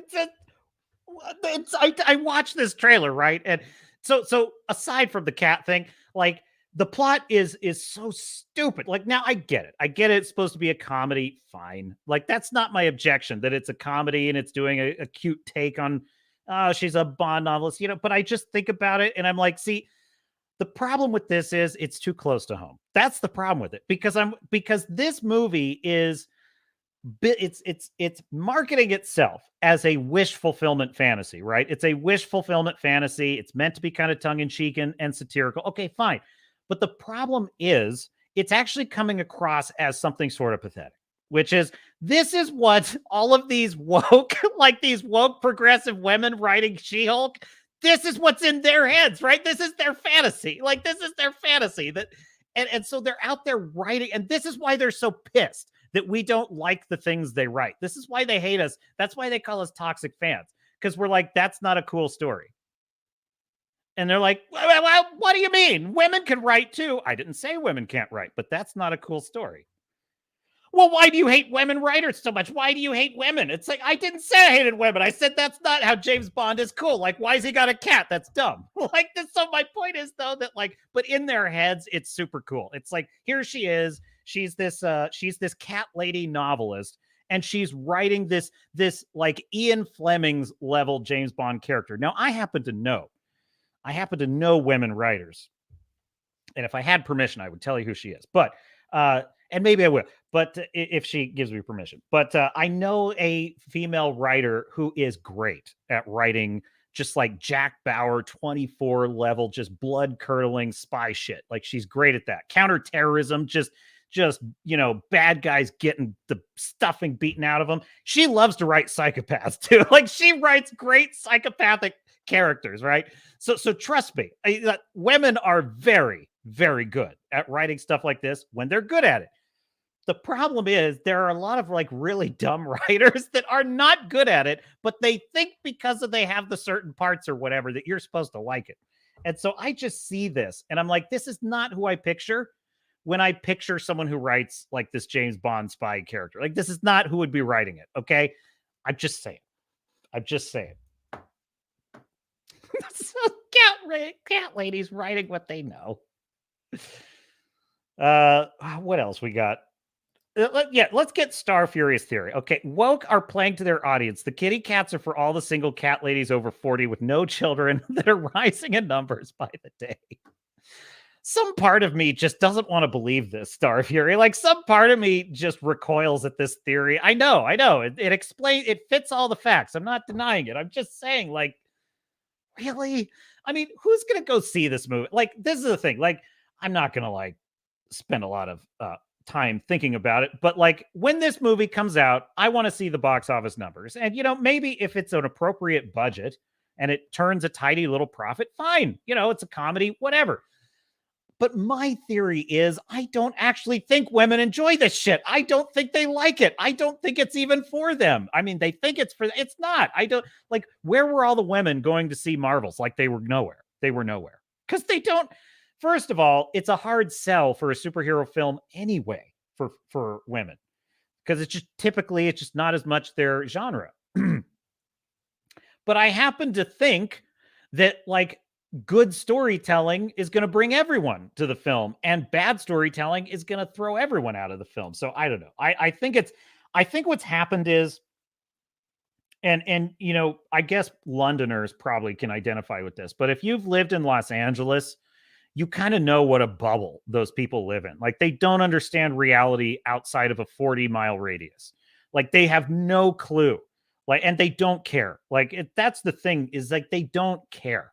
And I think that's what's hard for us folks who are just kind of, your typical garden variety nerds who just want to have some fun and have our superheroes. Like it's hard for us to comprehend people who don't give a shit about that and are also sort of oblivious and happy to be oblivious of it. You know, it's like you can explain to a Wookiee what's wrong with Kurtzman Trek and what's wrong with Doctor Who, explaining his pronouns and all that bullshit, and they just don't even hear you. They're like, oh, so what? Tough nerd, shut up. What are you talking about? That's the way the world works. Fuck off. That's just how they think. And so, like, the problem is, I don't think this is for cat ladies at large. I think this is cat ladies that are also living in Hollywood and LA area. Like, that's what I think it is. So anyway, Melodic Method says, holy balls, hating the Rose Tico character is not about race. That character is a perfect representation of self-insertion and terrible, horrible writing. Dude, I'm going to tell you, I was quite conflicted about The Last Jedi when I saw it, because I liked Force Awakens. I loved Force Awakens. I thought it was great. I thought it was the right, I was wrong. In retrospect. And I now see also there were grave mistakes made in that film. But the problem was I fell for the mystery box. That's basically what it is. But anyway, I thought it opened up all these great possibilities, which in theory it sort of did, in spite of its other flaws. Because you had Finn, the stormtrooper, that was a very interesting idea. Like, he had broken through the brainwashing, and there was this idea that maybe he had some force ability. That was kind of interesting. The mystery about Rey and of course the great ending with her handing the lightsaber to Luke Skywalker. I'm so excited for that. Like, so there were things in it that were good. So then I'm sitting in The Last Jedi, and I remember being very conflicted about it, because I was like, why isn't Luke training her? Like, what's going on here? But like, one of the very immediate things in that film that I'm saying that at this time I was a little less red-pilled than I am now on some of this stuff. Like, that was back when I still thought Trek had a chance. I'll just put it in perspective for you. I still thought Kurtzman Trek had a chance back in The Last Jedi era. And folks, they don't get the benefit of the doubt from me ever anymore. Like, ever. They burned that bridge, and it's burned. I saw Rose Tico and I recoiled at that character. Everything about her annoyed the shit out of me. I'm like, who is this? I don't know you.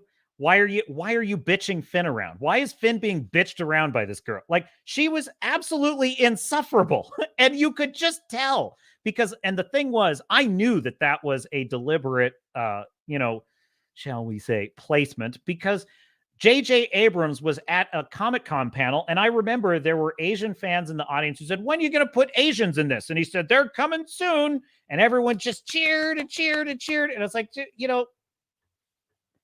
so it was pandering. Like, I knew it was pandering, but quite aside from that, I was like, she's boring.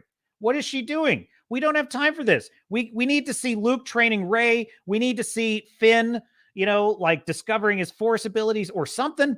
It's like, so there you go. So it has nothing, but they're the ones that are, so why do you hate Asians? What? What are you talking about? I'm saying she's a boring character. She's frumpy. She's frumpy looking. This is the problem, is they put them out there and then they say, you're supposed to like this character. Well, I don't. Well, you don't? Why is that? It's like, because, so I lost my other monitor. Oh, crap. Okay, there it is. Wake up monitor. Now, where was I in the chat? I had something. There it is. Wrangler says, we're not even different races. We're different ethnicities of the same race. There's only one race, and that's mankind. All of this is to make us think that there is a larger divide than there really is. It's divide and conquer. I mean, look, I will say that humans we're tribalistic by nature. And yes, visual identifiers are sometimes where those fault lines emerge. Often, I'd say, is probably the most likely fault line, but also it's just cultural fault lines. You're wrong, I'm right. This is my family, that's your family. This is my clan, that's your clan. Like, that's human behavior. And it plays itself out on the internet, absolutely.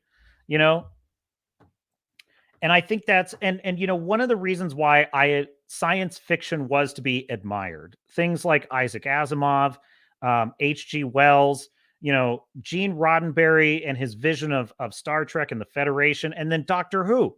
It's like this was science fiction. And what science fiction did is it posited a world where we humans were able to overcome our baser instincts toward tribalism. The thing that's so beautiful about the Federation is that in the story of Star Trek, the original story of Star Trek, is that it posits a world in which the ideals, certain core principles unite people of different races and different species, different cultures, right? And that was a very noble and lofty idea. And and a lot of the time, Star Trek would explore the failings of that idea and the difficulties of that idea. And a hell of a lot of the episodes of Star Trek revolved around the idea of at what point does a Starfleet captain abandon these principles in order to save their crew or to save their life or to save their ship or whatever it is. And that often was a source of the drama in Star Trek, was like, is this captain really going to live up to those principles? And that's what science fiction used to be about. And that's why I admired it, because it acknowledged that we have these failings as what we are. There's a great scene in Star Trek Deep Space Nine between Quark and Odo, it was in the episode Chimera, which was in, I think, season 6, if memory serves. And it's an episode in which Odo is encountered by another changeling who's sort of wandering through the universe. Well, this changeling appears and has a very racist attitude towards all solids. The changeling being they can become any shape they want to be, right? And he hates all of Odo's friends. He hates the crew of the Deep Space Nine because, and all he's kind of like a Wookiee, honestly. He just lectures them about how they overpopulate all their planets, and they chase out all the wildlife, and they destroy everything, and they're all racist and bigots, and screw them. And he tells Odo, like, I like hanging out with you, but I don't want to hang out with any of your other solid friends. Like, screw them. And it becomes this major point of contention in the show. And there's a scene in which the name of the character is Laws, the other changeling. He morphs into fog. He becomes fog. And literally all of the promenade on Deep Space Nine is suddenly got this mist floating, and all the people are unsettled by this. Like, what the hell is this? And then Odo comes out, well, it's Laws. He's being fog. And Quark is like, why? This is creepy. It's weird, And so Odo says, Laws, okay, come out of it. Like, assume human form again. Like, don't do this. And Laws becomes humanoid form again. And he's like, what? I was just relaxing. And Odo's like, well, you can't do that. It makes people uncomfortable. And he's like, why? I wasn't doing anything. I wasn't hurting anybody. He's like, well, you can't, and it results in a couple of Klingons coming up and trying to stab him at Laws, and Laws fights back and kills one of the Klingons, and it kind of creates a big dramatic issue of the episode. The point is, it results in a conversation in which Quark is visiting Odo's office, and Odo is really upset. He's really upset because basically Captain Sisko and the rest of the human, we all want Laws to be punished for his crime. And this bothers Odo because it was sort of self-defense in his view, and it was racism against changelings. And so he's talking to Quark about it. And Quark is like, listen, Odo, you would do well to just not do something like that ever on the promenade. And Odo says, why not? It's my nature. I have every right to be who I am.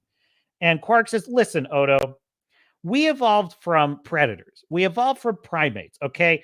Our genes our ancestors learned the hard way that what you don't know could kill you, okay? So when we see a changeling doing weird shit like being missed on the promenade, it's more than our poor old genes can handle, okay? And it's like, it's such an interesting conversation because it's teasing out that idea of like, even in this lofty federation, what are the limits of those ideals? At what point does our primitive tribalism take over?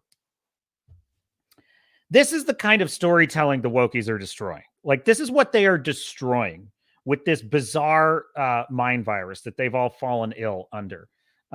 Because there's not really any easy or correct answer in that episode. It's like there's kind of bigotry on both sides in that episode. Laws is bigoted towards the solids, and humans are less inclined to hear his defense because of the kind of foreignness of what changelings are. So it's just, so I guess I bring that up just to point out that, like, that's why I love Star Trek, because it acknowledges this failing in us. And so to some extent, the culture war is a result of that.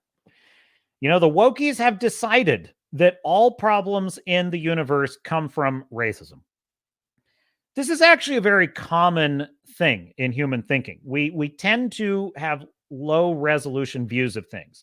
And the worst collectivist movements always do this, right? Marx figured out in his view that the problem in society was the haves and the have-nots. It was the workers are being oppressed, the proletariat is being oppressed by the higher classes and the bourgeoisie, and that's bad. That's the source of all badness in society. The World War II villain decided that it was international Jewry that was conspiring against the world, and that was the source of all the problem. The Prohibition movement in early America believed that alcohol was the source of all poverty, sickness, domestic abuse, all of it. That was all the source of alcohol. And if we could just get rid of alcohol, then it would solve all of our crime problems. And the wokies in our modern civilization have decided that identity politics is the source of all pain and misery in our world. And if we can just all apologize and commiserate enough, it'll solve it. They're all wrong. They were all wrong, and will have been or will be proven wrong. So anyway, that's all I have to say about that. Melodic Method disagrees with Star Fury. Says the cats are yet another self-insertion. They are cats. You're saying they are cats? Well, that could be. That was an accident. That was a slip. Look, it's so weird. It's like, I'm just talking about history. I'm not, you can't even be like, you can't even just talk about history intellectually on YouTube because of the algorithm tripwires. But whatever. Wrangler said, we're still a small channel, so we can kind of get away with it. But Wrangler says, how many Klingons have said songs will be sung of the... You're right, Wrangler. Songs will be sung of this day. Yes, they are. They're very musical, the Klingons. I'll bet you if you asked Akiva Goldsman or Alex Kurtzman, that they wouldn't have ever known that. Like, they wouldn't have even known that. They would have been like, oh, the Klingons don't sing. So we think it's really funny that they're made to sing. Well, wait a minute. The Klingons do sing. What? They do? Yeah, they sing Klingon opera. He's like, oh, well, anyway, so we're going to do this episode about how they're singing to auto. Oh, fuck this guy. They don't. I can promise you this. They don't care. Like, they don't care. Well, like, it's like but they are losing. They are losing. So anyway, what else we got in the stack of stuff? Redoubt with that bizarre picture of the doctor giving birth to the doctor. And what are we doing, folks? Okay. Oh, I missed it. There's more comments.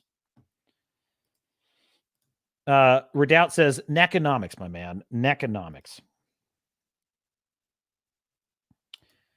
Wrangler says, unfortunately, we are now coming to a point where kids are growing up knowing nothing but the message, and they are freaking trapped. I'll tell you something.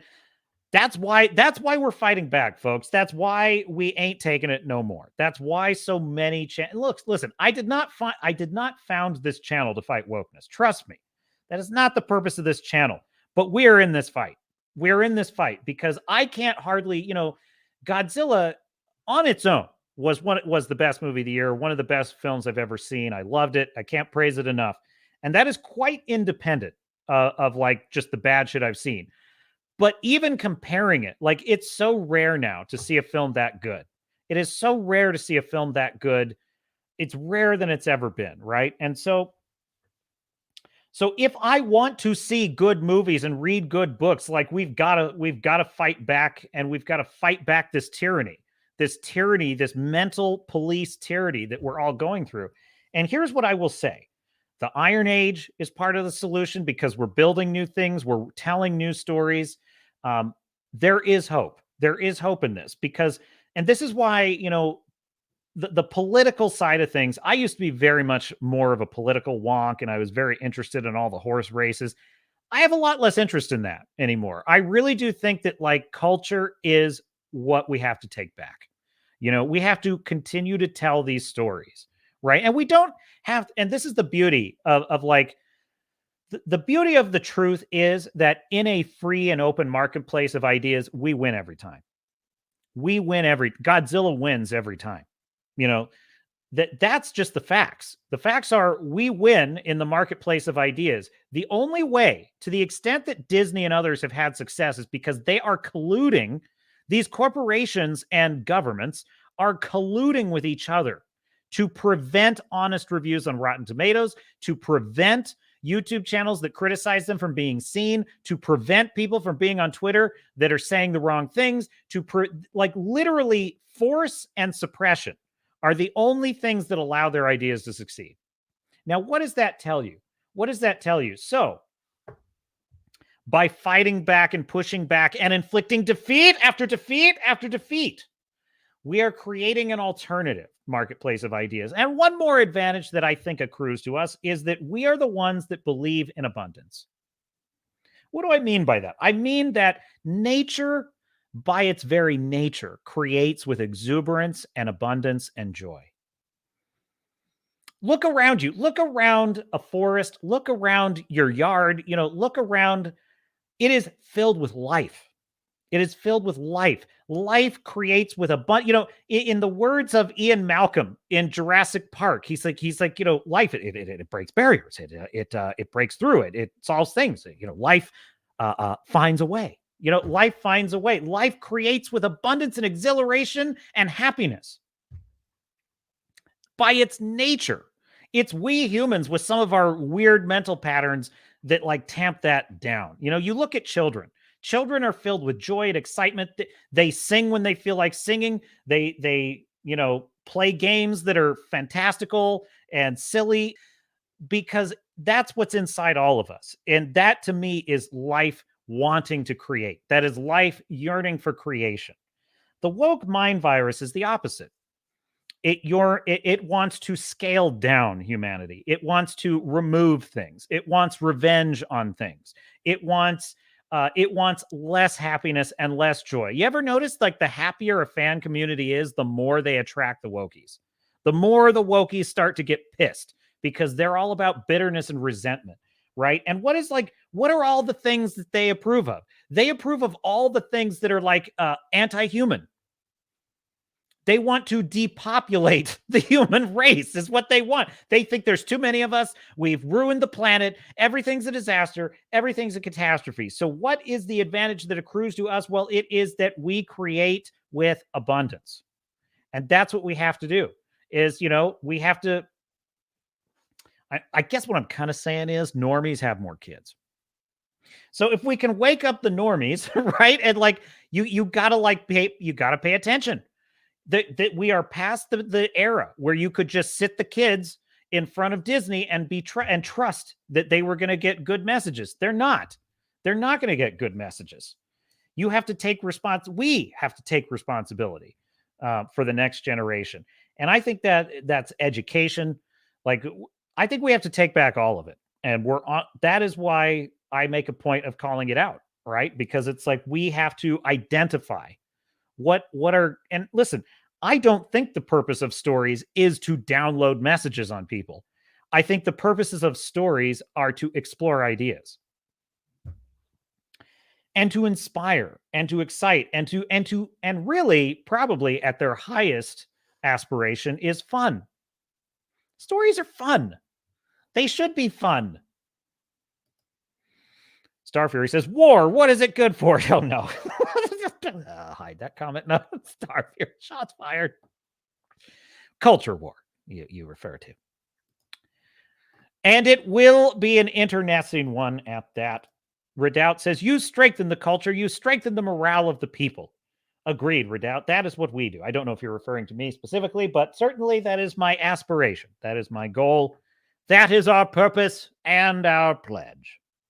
Here on the Swords and Starships channel, live on YouTube, Rumble, and X, formerly Twitter. Now, I had more for you. Folks, it's as I mentioned in the early parts of the stream, they're losing badly. They're losing badly. And here's more evidence of it, as if you need more evidence. There we go. This from Screen Rant, Aquaman 2 early box office projections continue Disastrous 2023 for DC movies. Box office projections for DC Studios' upcoming Aquaman and the Lost Kingdom hint at yet another disappointing project for DC's 2023 release slate. Now, in this case, is it specifically... Listen, I think there's a certain degree of the woke rot that is infected.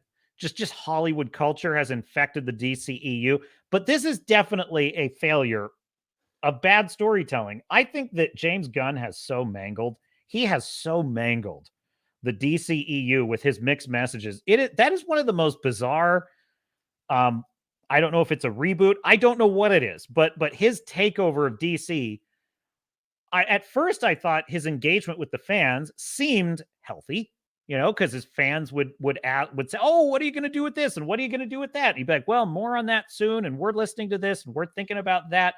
Okay, well, he's not labeling them a bunch of racists and shut the hell up, nerd. So that's a good sign, right? But then he's like, "Okay, well, we're not doing Henry Cavill Superman." "Oh, so you're rebooting it?" "Nope, we're not rebooting it." "Oh, okay, so you're continuing the DCU?" "I didn't say that." So you're continuing some of it, not all of it?" "Well, maybe some of it and maybe some of all of it. I don't know." He has it's the most, and so there's no investment in this franchise. I think shared universes are on the way out, folks. Unless we continue to have great stories like Godzilla Minus One, that has shared universe potential, in my view. But that's because it's earning it. It's earning it movie by movie. It is a bottom-up approach. You cannot, these dumb executives, they just get a hold of this stuff and "Oh, well, I need a shared universe too." So here's what's going on. Aquaman and the Lost Kingdom's early box office projections indicate that it may be another monumental bomb for Warner Brothers and DC Studios. All three of DC Studios' previous 2023 releases, including Shazam, Fury of the Gods, The Flash, and Blue Beetle, have disappointed at the box office, suggesting a major trend of underperformance. Factors such as the early announcement of the DC Universe reboot and the WGA and SAG-AFTRA, the Film Actors Guild strikes, have contributed to the struggles of DC Studios projects in 2023. Early box office projections suggest that Aquaman and the Lost Kingdom not looking good. Let's grab... Aquaman and the Lost Kingdom has been produced on a budget of $205 million, meaning that the project needs to make at least double that, at least $410 million to break even. So that's their first problem. That is their first problem. They feel they are entitled to success. And also, Flash was one of the most soulless movies I think I've seen since the last soulless MCU project I've seen, or DCU project. But that Blue Beetle movie, what a pile of garbage was that movie. Just garbage. Just no story structure, no hero's arc, just cringe. Oh, okay. He brings his grandma to battle with him. It's what the... His freaking grandma in Blue Beetle saves him at one point. "Oh, mi abuela, she saved me." It's so stupid. That poor kid was emasculated in that movie. Anyway, so on top of the fact that they have a ridiculous budget, like all these bloated boondoggles, they're doing reshoots in response to test screenings that evidently didn't garner the response that DC Studios was hoping for. While Aquaman and the Lost Kingdom's budget isn't the most sizable for DC Studios, it's only $200 million. It's that's peanuts. How can you even make a movie on that? It does spell bad news when considering the film's early box office projections. According to Box Office Pro, Aquaman and the Lost Kingdom is on track to bake between 32 and 42 million domestically in its first opening weekend, with a total range of between $105 and $168 million. Taking into account the film's $205 million budget, those projected numbers are abysmal and hint at Aquaman and the Lost Kingdom being a monumental box office bomb. Folks, I think it's going to be worse. I think people have just had it with this shit. You know, and the problem is all you needed to do was adapt the source material. That's all you need to do. But you have all these wackos that are telling you, well, that's problematic. And then you have all these wannabe auteurs who are just stuffed in there. And I just want to make my movie. These Rian Johnson soccer ball headed losers that think that their job is to go subvert all the expectations or insert all their inane, stupid philosophies about immigration or what identity politics or whatever bullshit. And then you have these executives that are running things through the algorithm wood chipper and just stuffing money into every problem without ever understanding what good story structure is. And meanwhile, everything they need to know about what they're doing wrong is free and available on a multitude of YouTube channels with people in their bedrooms or their offices doing a better job explaining to these very highly paid executives and bean counters why they're failing. And all their only response to that is screw you, all you toxic fans. Well, you could just choke on it. You can just live in the bed. That's your bed. You made it. And so I kind of love seeing Aquaman. Blue Beetle. I'm really tired of these movies wasting my time. Like, I'm really tired of them wasting my time and then treating me like shit. just for even being, oh, well, you just don't like Latinos in movies. It's like, no, like, I don't like bad movies. So anyway, Old Man Nixon is in the chat. Evening, peeps. Hail. Old Man Nixon, a captain salute. Welcome aboard. Redoubt Productions says, and maybe I missed the earlier comment. Oh, let's try this one. Many stories once had mentors, be it protagonist mentors or someone, once the main character is becoming the mentor to the next generation. We don't see healthy mentorships in fiction anymore. The perfect example of that is like Spider-Man and Miles Morales. Like, what if Miles Morales had just been another, he got bitten by, could be an interdimensional spider or another spider, like someone recreates the spider that bit Peter Parker, and it bites Miles Morales, and then Miles Morales becomes like a sidekick for Peter Parker, and Peter Parker trains him and mentors him, and then Miles Morales becomes the second generation Spider-Man, sort of like the character in Batman Beyond is mentored by an aging Bruce Wayne who just can't really do it anymore. He just can't physically do it anymore. And so he's training the young, like, you can do that. And it works really well. And I think that's a great story. Like, one of my favorite films is The Mask of Zorro, in which, kind of a worn out and aging Diego de la Vega has to train a new Zorro and pass the torch on to him. And it's such a great, it's an excellent film for kind of like, master training apprentice. It's awesome. This is what the Star Wars sequels should have been. Now, here's the problem that they have, though, Redoubt, is they don't pay respects to the legacy characters. Have you noticed this? Because and I think this feeds into also kind of the just the sick mental attitude of a lot of modernity, of this modern culture. Because you've probably seen, as I have seen in a lot of these movies, you have children are always lecturing their parents. Have you noticed this? It's like sometimes it ranges from benign to like woke dumpster fire. This is the classic trope you see in all these movies now, right? It'll be like a 12-year-old girl, right? And her dad will tell her something like, did you do your homework? Of course, Dad, my homework was done last night. And I already got an A on that test. You already saw the report card. Don't you remember? By the way, Dad, you're supposed to take your vitamins and you need to be eating healthier. Oh, I forgot. Oh, I stocked the fridge with spinach. It's like, and so this is what you always see. And the reason this strikes me is because, I happened to stumble upon like a classic, 1950s TV show. And it was like Leave It to Beaver or Dennis the Menace, something like that, right? And I just happened to see like a very cozy scene of like, well, now Dennis, his father's like, you shouldn't have done that, Dennis. You shouldn't be bothering old Mr. Matthews or whoever it is, right? I forget who is the neighbor that hates Dennis anyway. And he's just like, now you shouldn't have done that because blah, blah, blah. And he gives him like a moral lesson. He's teaching his son a moral lesson. And I'm like, see, this is what we used to understand as the proper role of parent and child. You know, the parent was up here explaining to the child why their behavior was wrong and what they,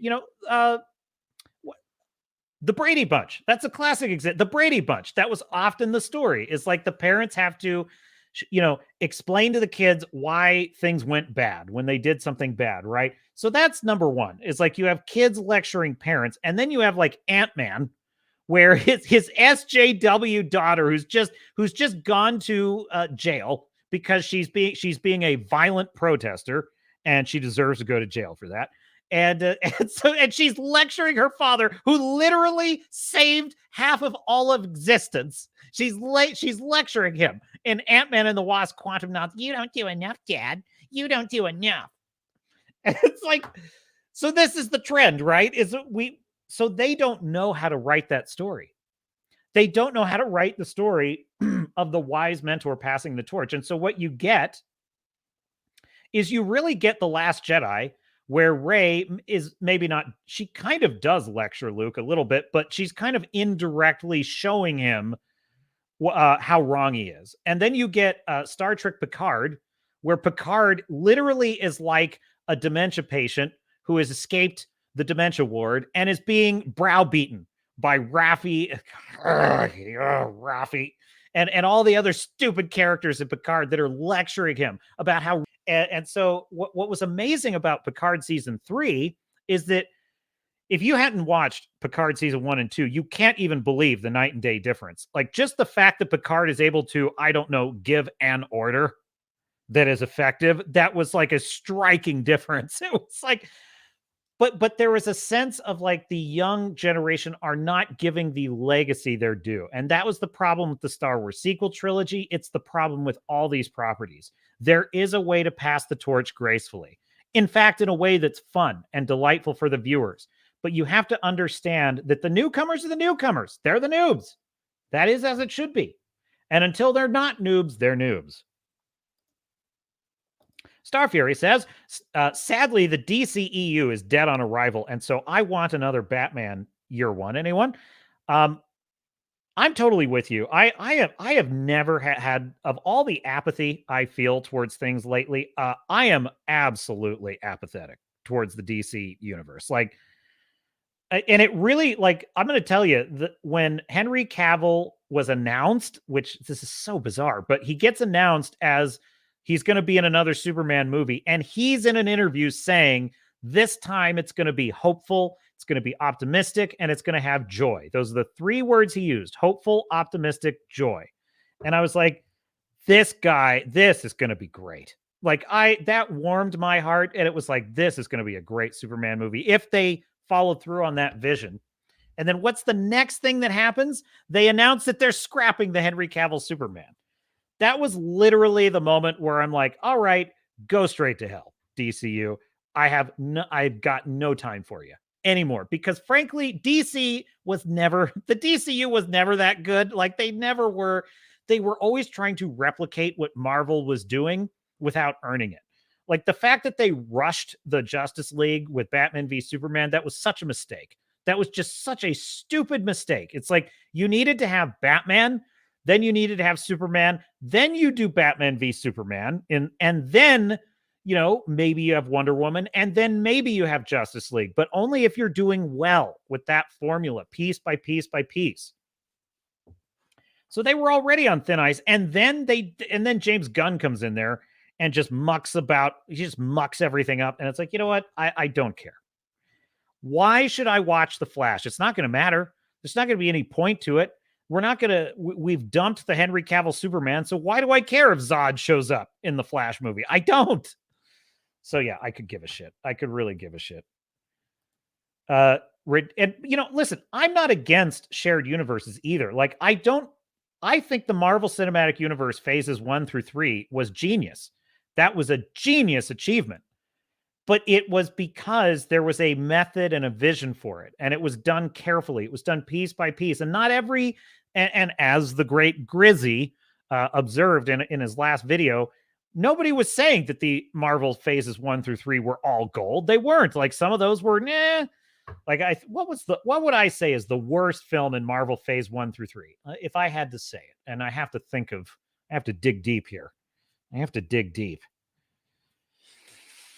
Probably Ant-Man and the Wasp is probably the worst phases 1 through 3 film, unless I'm forgetting something. I'm trying to think if there's any. Oh, wait, there was Captain Marvel was technically. I can vaguely remember some things that happened in Captain Marvel. I cannot for the life of me remember almost anything that happened in Ant-Man and the Wasp. So I don't know. I probably am going to say Ant-Man and the Wasp was the least enjoyable of phase 1 through 3 for me.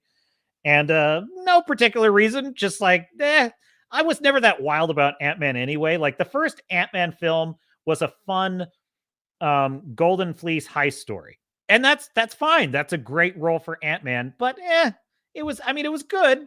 I enjoyed it. It was a fun heist movie, but like that's what they should have kept the Ant-Man character as. He should have been a kind of Ocean's 11 type of character. You know, those are the kind of things he should have been doing. Heist capers, like when when Scott Lang is sort of being a thief, that's actually when he's the funnest as a character, I think. Like he was very good in Captain America Civil War. He was very good in the Avengers as a kind of dopey thief character.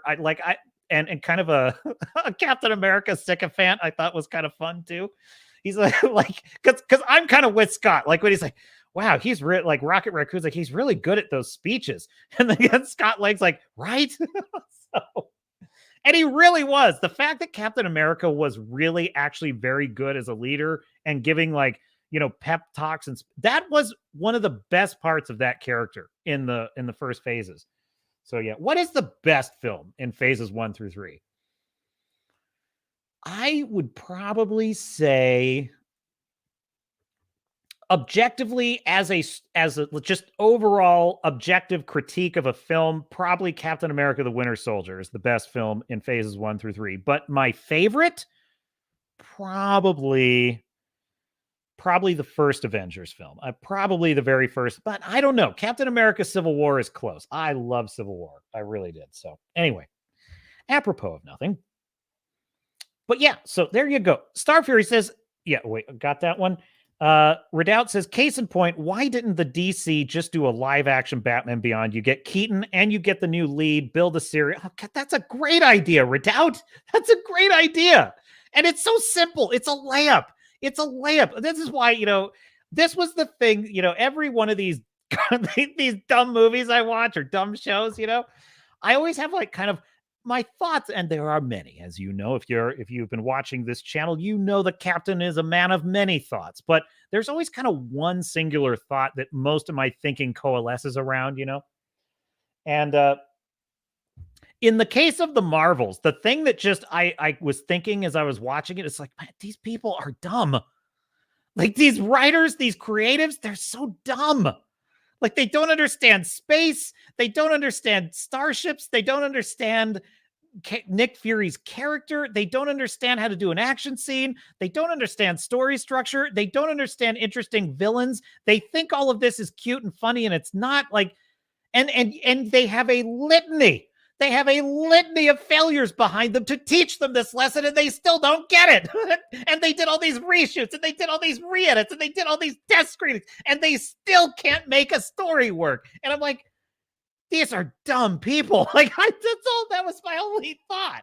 And so I'm like, this is what's incredible to me. This is my new kind of like opinion of what's going. Like, these are fucking dumb people writing this shit. Like, why can't you just do what fucking works, you morons? Just do what works. It's not rocket science. It's like I watch Godzilla Minus One and I'm like, dude, it's not now when I say it's not that hard, I don't mean that it doesn't take skill and talent and craftsmanship, but I'm saying in terms of the theory of it, just the theory of how stories work. It's not that hard, folks. So anyway, I agree with you, Redoubt. I agree. Just, because, the Marvels was not like, of all the woke garbage I've watched this year, it wasn't the wokest or the most, it was just honestly, They just threw shit in a blender is basically what that movie. That was just a blender of shit. That's basically all it was. It was like, oh, wow. They mangled this one. They really mangled this thing. And they finally, I think what happened is, I think they reshot and re-edited the Marvels until they just gave up. I think they just gave up. They just were like, it's getting worse. It's not getting better. Like we've got Nick Fury. We have a loudspeaker announcement in the film in which it's saying, don't be afraid. Let the Flurkins eat you. That was probably the moment, right? That's probably the moment in the editing room when they're like, there's no way to win this one. Like, just let's just put this one behind us. Let's just, okay, final cut. Let's put this one behind us. So that was how I felt about it. So I'm watching the Marvels and I'm not like as offended as I've ever been. I'm just like, God, these are not talented, not competent, and just not very bright people that are doing this because, in fact, on that subject, I think I might still have this headline. I think I might still have it. Where is it?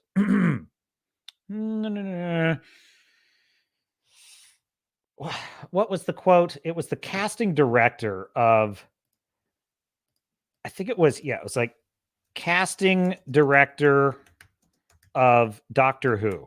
Okay. I'm just going to give you an example of why I say, and I mean this literally. I'm not being hyperbolic. I literally mean this, like low IQ. These are dumb people. Now, they may have other areas of their life where they excel. They might be, a good mother, good father. I don't know. But if they're not transing their kid. Anyway, what I would say is there might be areas of their life where they're successful in the realm of making films. Extraordinarily not bright. Extraordinarily not bright.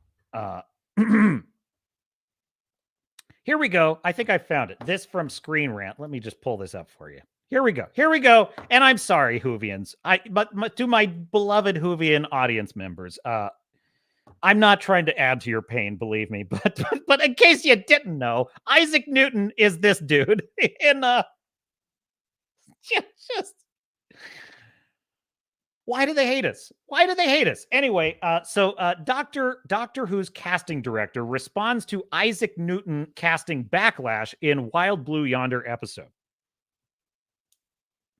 The casting director of Doctor Who responds to the recent backlash surrounding one casting decision in the show's Wild Blue Yonder special.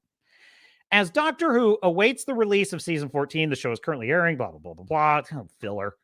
Padding your word count there, Screen Rant. After Wild... let's see. I gotta wade through all their filler to get to like where they're actually talking about the headline. Speaking with Digital Spy, casting director Andy Pryor says that it's sad that we're in a time where people villainize minorities.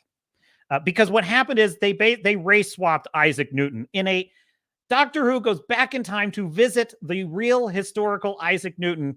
Look, folks. It's like, and believe me, I'm not talking to you, my beloved audience. I'm facetiously talking to these idiots like Andy Pryor.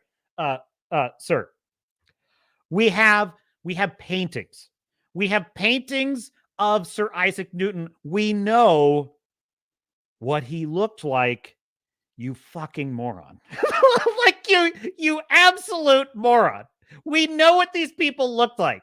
But no. Let's hear this mental midget. Let's hear this brave and stunning individual defend his professional choice. This is a man who claims this is his profession. Is casting the right person for the right role. And it's sad that we're in a time where people villainize minorities.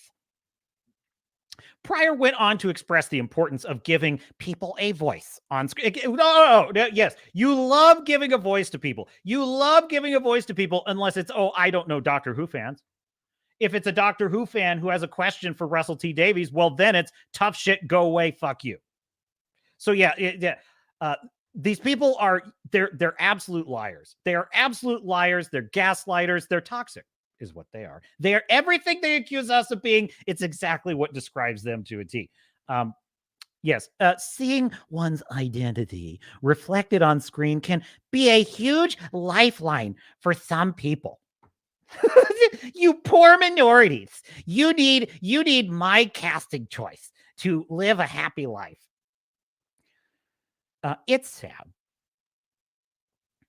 I'm also very, very happy to block people on Twitter. I don't really have time for bigotry at all. It then becomes even more important to give people a voice and for people to be represented, especially for young people growing up who might be trans. What the fuck does that have to do with Isaac Newton, you dumbass? Or from any minority. If they can see themselves on screen, then that can be a huge lifeline for some people. That can make them feel part of the world, which indeed they are. And thank God they have me to tell them that. Because if they didn't, well, those poor, helpless minorities, they wouldn't know. They wouldn't know. Social media is a bit of a dangerous place because I think people can get sucked into saying things that I don't know that they really, truly believe. It just becomes a game for them. Unfortunately, real life isn't a game. And I think it's important. You're making a Doctor Who episode featuring a historical figure who you have misrepresented as an ancestry he's not, and you're telling us about real life. Who are you talking to? Andy Pryor? Who are you talking to? You're not talking to me. And I think it's important to stand up for people who are marginalized. Why do you think the man who is playing Sir Isaac Newton is marginalized, Mr. Pryor? Why do you think that? You're the one that said he's marginal. Did I say he's marginalized? We didn't say he's marginalized.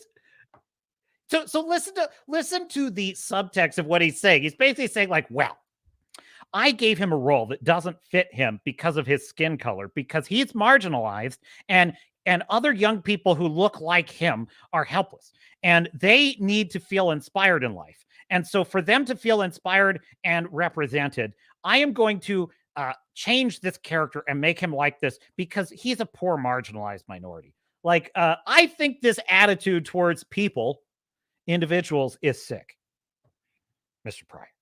But Mr. Pryor wasn't done. Oh, here it comes.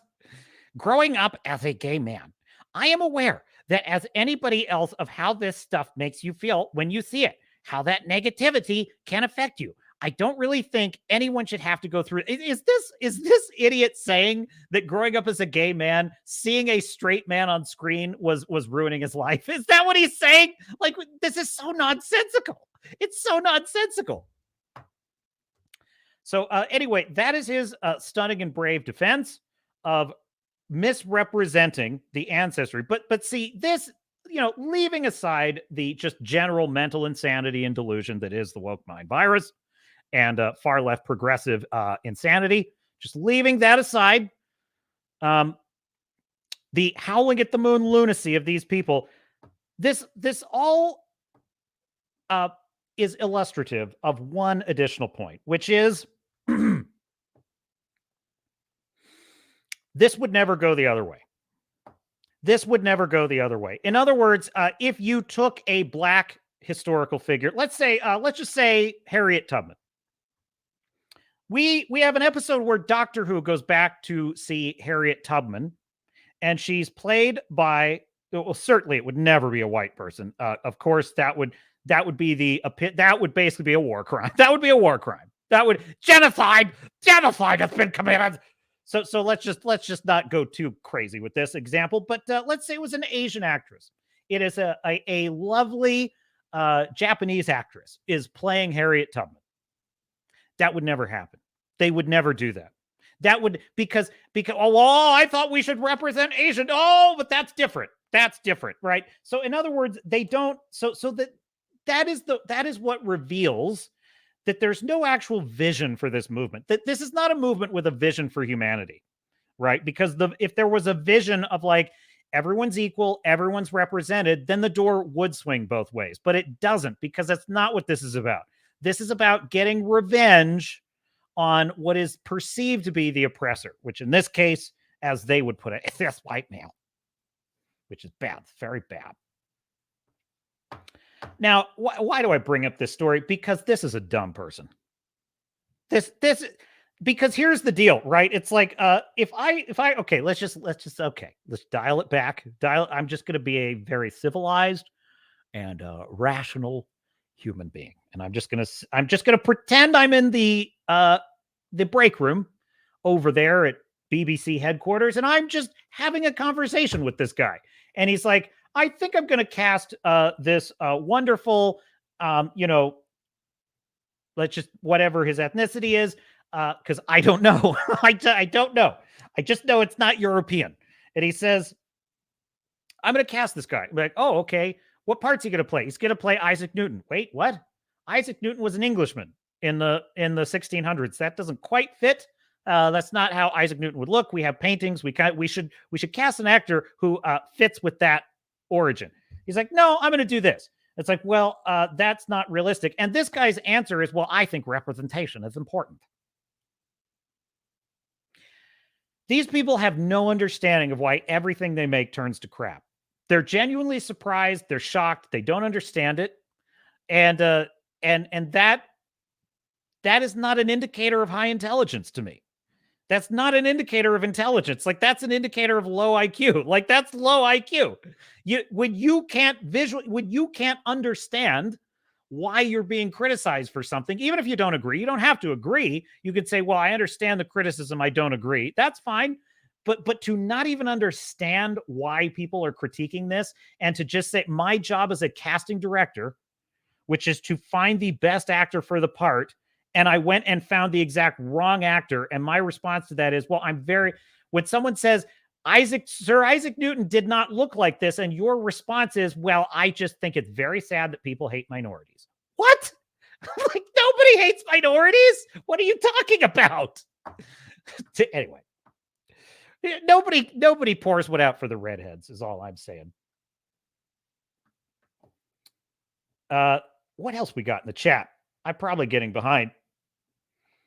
On the subject of Batman, Starfury says, but we also could have had Keaton as the Dark Knight Returns, a grizzled Batman having his last hurrah as the Batman, handing Superman his ass and explaining to him how he could have taken... Oh, dude, another great idea. The chat is so Redoubt has the idea if we could do Batman Beyond with Michael Keaton, and then we have Starfury, we could do the Dark Knight Returns. And I'm going to tell you something. Something about the Dark Knight Returns story, which I have read and I've seen the animated show, and it's so good. It's so, I take that back. I haven't read it. I saw the animated film, and it was great. For some reason, this is the Waterloo of Batman creatives, because I think Nolan made this mistake. I think Zack Snyder made this mistake of trying to do a mishmash of the Dark Knight Returns without actually doing it. Right. And I think that The Dark Knight Rises it's still a Nolan film, so it's still a pretty awesome film for the most part. However, it's not a good Batman film, and it was a huge disappointment as a trilogy ender for what he had set up with those first two marvelous films. And then you have Batman v Superman, which for me was a disaster. That film was awful. It was soul crushing. I hated it. And I liked Man of Steel. I liked elements of I liked elements of Batfleck. You know, I wasn't totally warm to Batfleck yet, but I was warming up to Batfleck in that movie. And the mistake they make, you just adapt it. Just adapt what is in the damn book. Just adapt it. Like, why do you keep mangling it? You know, either do it or don't do it is my point. And they keep making this mistake. So, but I love that idea, Starfear. I think that would have been so cool. I got to tell you, listen, we have seen the old, you know, aging character trotted out a lot of times. We've seen aging Luke. We've seen aging Picard. We've seen aging Indiana Jones. This is Harrison Ford, and I'm going to have another adventure with Phoebe Waller-Bridge. I really appreciate you coming out to see my movie. What movie is this for? I don't really care. I don't care. We keep getting these aging characters, right? And it's like, I got to tell you though, Michael Keaton in The Flash, surprisingly, was like he had a lot of what's the word I'm looking for? Vim, a lot of zip. So even though like physically I knew, okay, the moves are CGI, like that's not him doing that, obviously, but he had the kind of screen presence of the Batman still. And I thought that was pretty impressive actually for Michael Keaton to like, he really did have a lot of energy. So I agree that like that could totally work. He is actually really good as a grizzled Batman. I got to hand it to you. And on that subject, it's like Picard in the first 2 seasons of Picard it's one of the saddest things I've ever seen because like Patrick Stewart seems so tired in every scene. He's, Robbie, I'm sorry. I tried to save the Romulans. And I just, I don't know what to do. It's like, I don't want to see this. Like, this isn't fun anymore. I don't want to play anymore. I'm like, oh, no, don't do this to Picard. I remember Picard who was like, this far, no farther. The line must be drawn here. Well, what's amazing about Picard season 3 is I literally did not think that Patrick Stewart was capable of like capturing any of like the old Picard. And I was wrong because like with the right direction and the right script, he did. He actually he wasn't full-blown Picard, but also the story was tailored to that. Like it was very clear in the story. He's not as good as he once was, but he's as good once as he ever was, is kind of the way they played it, to quote Toby Keith, that is the way to do it. And I was surprised that he could pull that off, but like that seems to be increasingly rare. Like Harrison Ford in Indiana Jones 4, The Dial of Destiny, which was that was not a very exciting destiny. He was very slow. Like he did not seem very excited to be there. And so, he was better in Force Awakens than he was in Dial of Destiny. So, yeah, Star Fury pointing out, I have a particular love for both Year One and The Dark Knight Returns, as do, I've never seen Year One.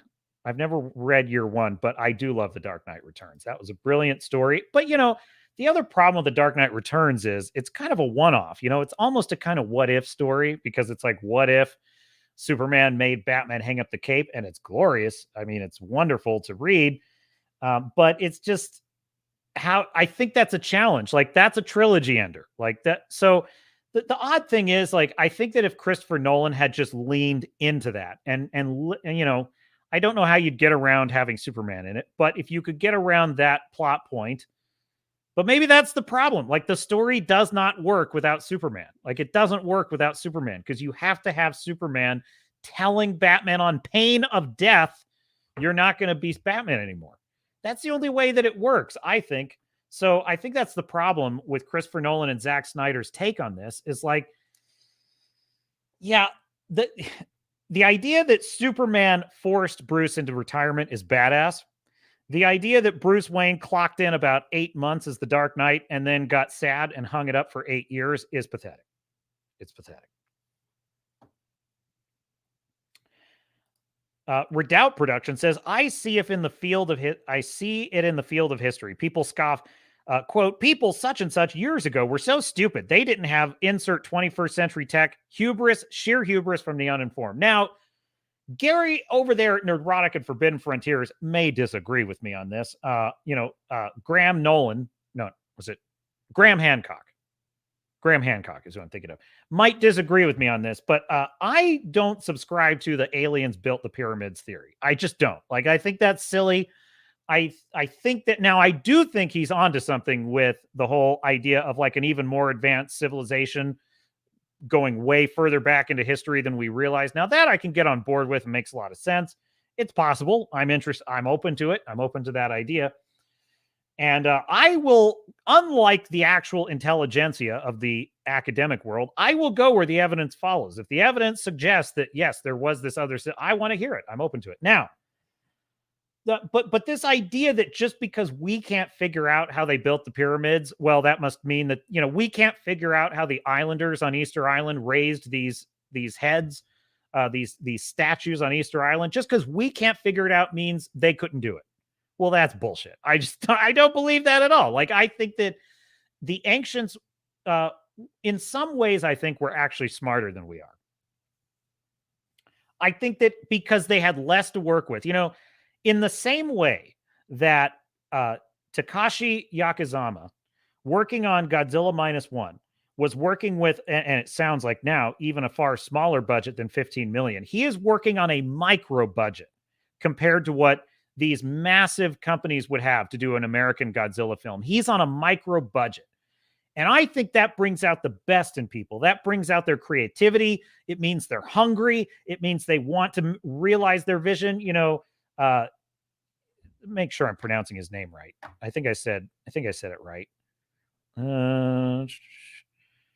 Yamazaki. So I misspoke. Yamazaki, I'm saying. So Yamazaki, he literally was rolling up his sleeves and doing a lot of the work on special effects himself on that movie, according to what I've been reading. So that's the difference. When you have less to work with and you've got to be creative, it unlocks your potential. It drives you forward.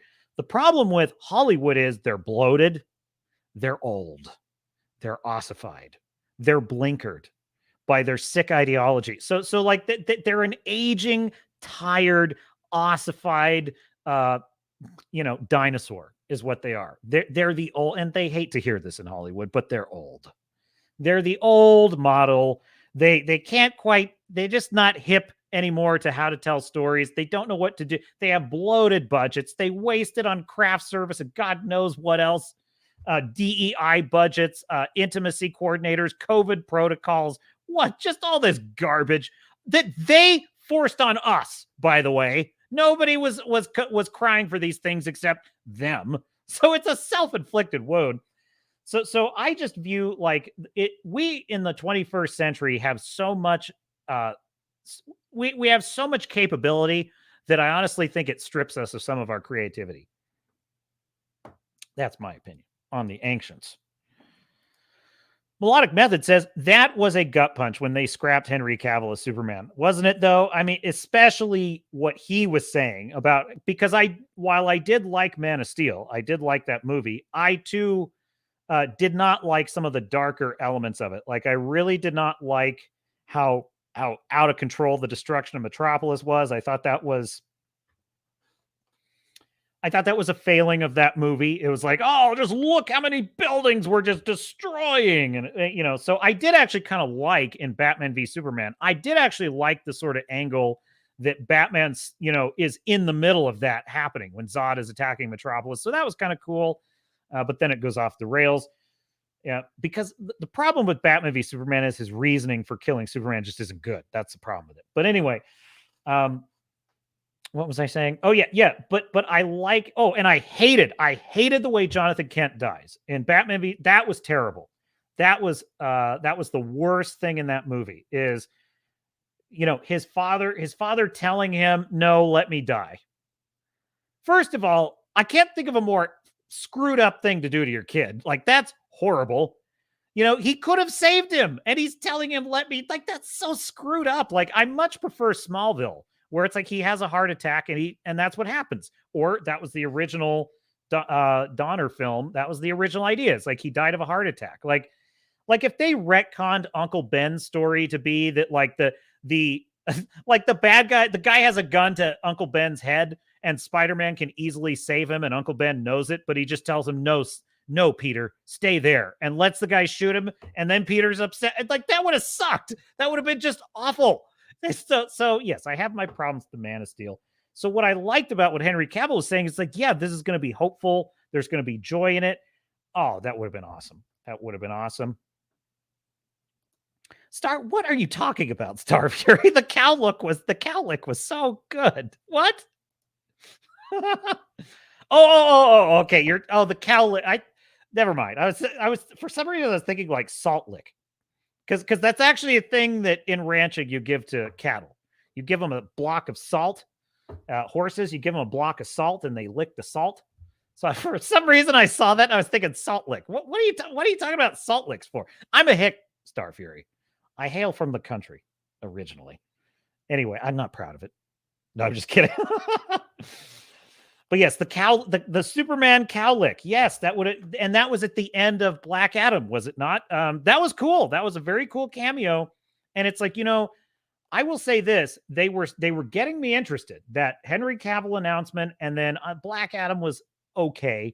It wasn't bad, actually. I kind of enjoyed the idea of a darker superhero that doesn't give a shit and just like, tears the enemies to shreds. I kind of enjoyed that element of the Black Adam film of like he kind of doesn't apologize for what he is, which is kind of cool, and was setting up a nice conflict between him and Superman. That was neat. And then James Gunn comes in, takes a wrecking ball to all of it, and says, but please, go still see these stragglers that are coming out. Like, screw you, James Gunn. It's like, screw you. Like, who do you think we are? You just think that we're here to beg for your table scraps, don't you? You just think that our job is to be dumb plebes and just go shuffling into the theater and just swallow whatever slop you serve because, there's plenty of diversity in it and that's good for and that's saving lives. Screw you. Like, we don't owe you anything.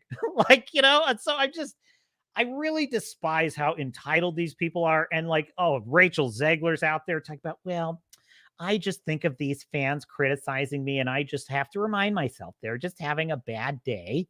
And I'm just making a movie. It's like, oh, you spoiled princess, you. Like, oh, you have such a hard life. It's like, no. That's the logic that a call center worker, of which I have been, that is the appropriate attitude of someone who is serving customers day in and day out and hearing them scream in their ear because the corporation that you work for has screwed them, and your job is to make them feel better about it. And so, yes, and you have no authority to help them. And so your job is to listen to them rip you apart as a human being and recognize it's not. No, that is when you have that attitude, Rachel, my dear. When you are a actress making millions of dollars and being a bitch to everyone on social media, and you feel like your life is hard, you know what? She's 22. I mean, come on. She's not. Part of it is like she's young. She just doesn't understand. She doesn't understand. I mean, I got to be honest with you. Does any 22-year-old that has lived their life with that amount of, these are the people that lecture us about privilege. But, you think about it. It's like if the last 5 years of your life and you're 22 years old have been exorbitant wealth and exorbitant fame and like all of this just handed to you, how can you possibly have a real sense of reality? I mean, I'm playing devil's advocate here. Like the chances are well against you. But then again, you hear someone like Aman Vellani. Like Aman Vellani had this quote. She's about the same age as Zegler, right? Roughly. What was her quote? Let me see if I can grab this. There it is. Yeah, there it is. What did she say? So Aman Vellani is talking about the problems with Marvel, roughly. She's not doing any kind of deep critique, but she just basically said, I don't know. I don't know if it's just about getting bigger and bigger and bigger, meaning these Marvel movies keep getting bigger and bigger because, as she puts it, like what's left, I just think it's about making the audience care about their characters. I think they've established so many wonderful characters in the last phase of the MCU, disagree with her there, that it would be nice to see them all again and see them team up. So she's talking about the possibility, and she's like, you just need to care about the characters. Well, that's correct. That's correct. So I don't know. I guess maybe I'm giving Rachel Zegler too much credit. But then again, when I was 22, I was pretty dumb. So not that dumb. But I had not yet earned the fictional rank of captain. So, I had more seasoning to do. More seasoning was required. Where was I in the chat? You guys are having a great time in the chat. I love it. Melodic says Winter Soldier or Civil War. I can't pick the best of those two. I agree with you. I'm kind of stuck because Winter Soldier was just, I mean, it's kind of on the level of The Dark Knight for me in terms of just the technical perfection of that story and that character. Like that scene where he's escaping S.H.I.E.L.D. was amazing. Like it's just, him taking on all the S.H.I.E.L.D. agents just by himself on a motorcycle and throwing his shield. He takes out one of the, what did they call those things? I forget what they're called, but the Quinjet. He takes out an entire Quinjet with his freaking shield. It's so cool. So yeah, I love Winter Soldier. It's like dude, Nick Fury was the man. He was the man.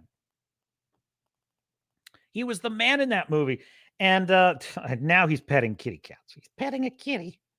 But then you've got Civil War, which to me was one of the funnest. That was the funnest movie in phase 1 through 3. Like that's the most fun I've ever had. That, and I'll tell you something that I remember that movie stands out to me because, this was kind of before Marvel was talking about the race thing. Like this is before all the Black Panther insanity. And even when Black Panther came out, I personally don't think it was at it was getting there, but it wasn't like everyone was totally obsessed in my circles with like the racial issue of it. It was there, but it wasn't like we were being preached to, maybe I was just more out of the loop, but I'll just tell you that like, I remember my circle of friends and coworkers that I was hanging out with at that time, every ethnicity, every ancestry was represented, every single one. I was in a very eclectic group of people where I was living at that time, and we all loved talking about Marvel. Nobody was talking about the gender stuff. Nobody was talking about LGBT stuff. Nobody was talking about race. None of us. None of us. All we were talking about was how cool it was when, Falcon swooped in and then Spider-Man showed up and then the Winter Soldier was there and then Iron Man was there and then Tony and Cap are fighting. And that was so cool. And that's all. And then Black Panther, he shows up. Oh, he was super awesome. That's all we were talking about. It was fun. It was enjoyable. It brought people together. And, I say the woke mind virus is sick, and I say it's sick because only a sick mind sees all of that and says there's something wrong. We need to explain to them why there's not enough representation. It's like, dude, you've got people of all different walks of life having fun together. Your job is done. Go home. Your job is done. Like, go home and enjoy what you've created. No, that's never enough for them because it's not actually about bringing people together. They're actually, you'll notice something about the wokies. They're never more angry than when we're happy. Have you noticed that? And I'm not saying happy that they're losing, happy about like Godzilla Minus One is pissing them off. There are wokies out there that are pissed about Godzilla Minus One. Why? Who knows? But I'm telling you, it's when people are happy, not talking about race, not talking about sexuality, not talking about gender, but they are just people of different races, genders, whatever, hanging out with each other. That's when the wokies are the most pissed. They're just having a good time because what their movement is about their unhappiness as people, and that's really the sad thing about it. They're bitter, resentful people. They're in a sick cesspool industry that is full of, just perversion and abuse. It is full of narcissism and psychopathy. And they are projecting that onto fan communities and destroying us. And I did not mean to swerve into that dark topic, but yes, on your point, Melodic, I agree with you. It is quite the pickle to pick between those two. And, the remote Iron Man suits were cool.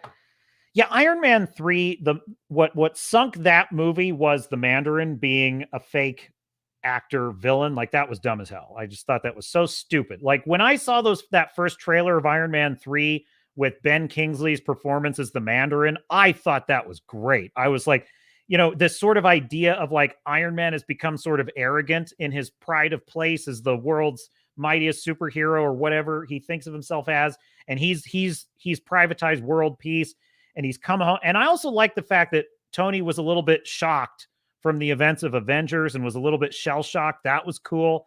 And then you've got this kind of like grounded terrorist villain who's like there to just like show him his hubris. That's great, folks. Like, I was into that. And then you see the movie and it's like, oh, he's just a dopey actor who's just pretending to be this.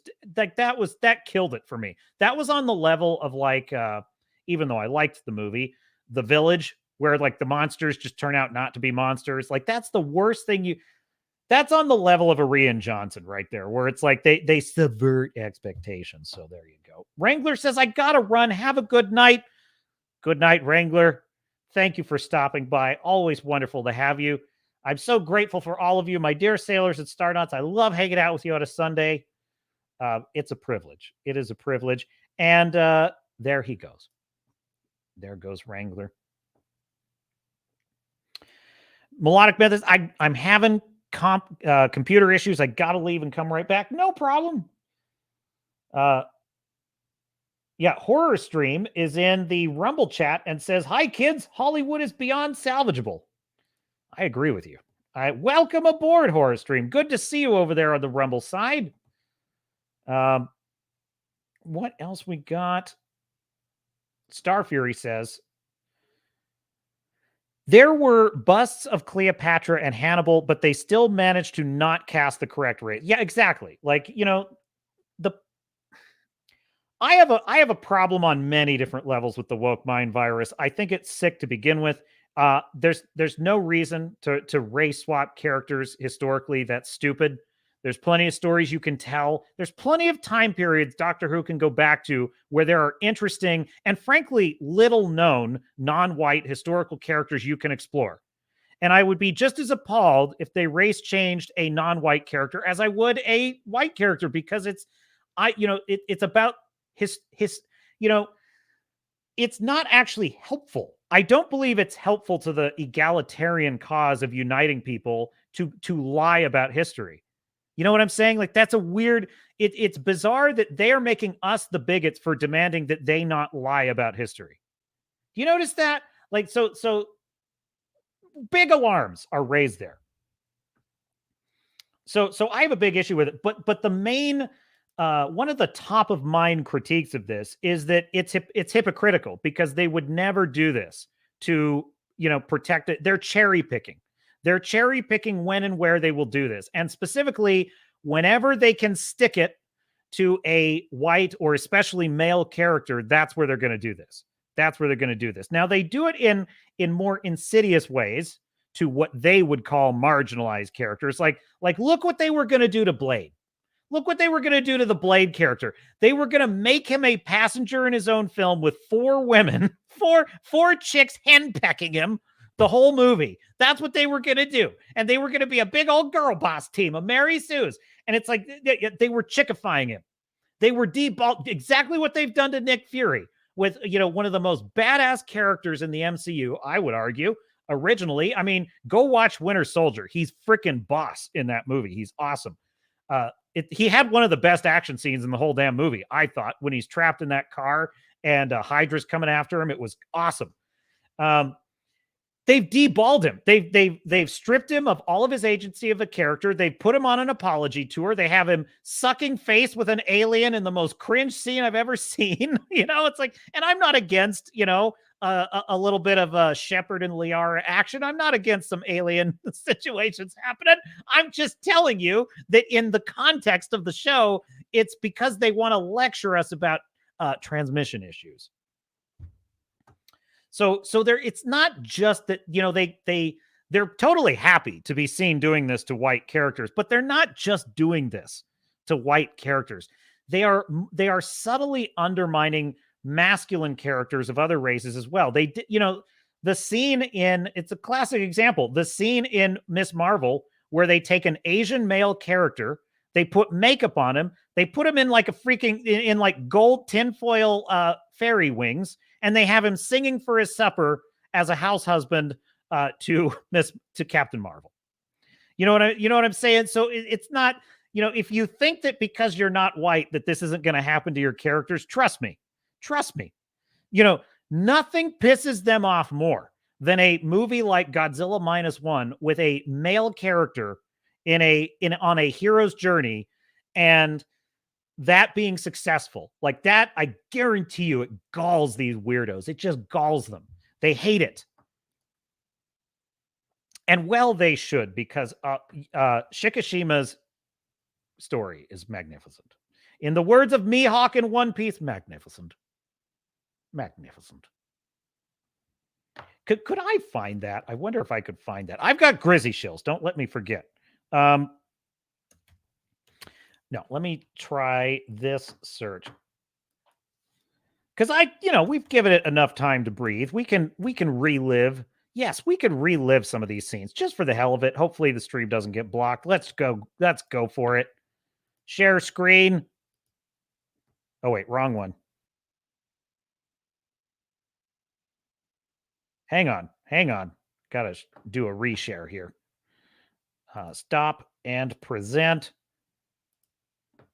I wish that StreamYards had an easier way to do this, but they really don't. It's kind of clunky. I'm looking for alternatives to StreamYards, believe you me. Now, here we go. This from the best TV series of the year, One Piece, a series much beloved by yours truly. What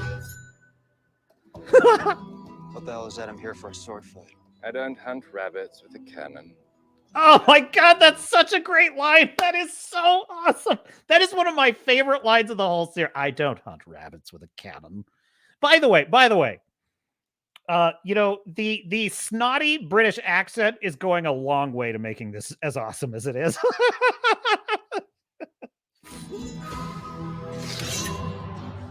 I'm no rabbit. That remains to be seen.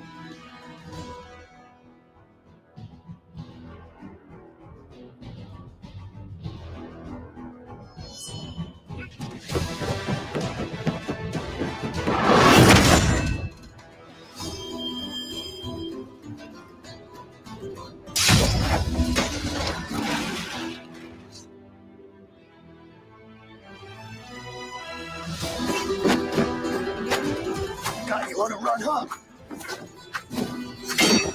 Hardly. You're strong. But fighting isn't all about strength. Stop talking.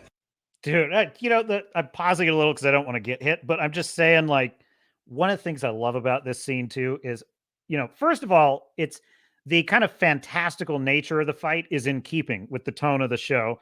But also, this is classic anime. This is like a classic manga kind of battle. It's even though it's kind of silly, he's got this little sword. It's the dialogue that makes it so much fun to watch. Fight. You're like a little frog croaking in a well. Croak, croak, croak.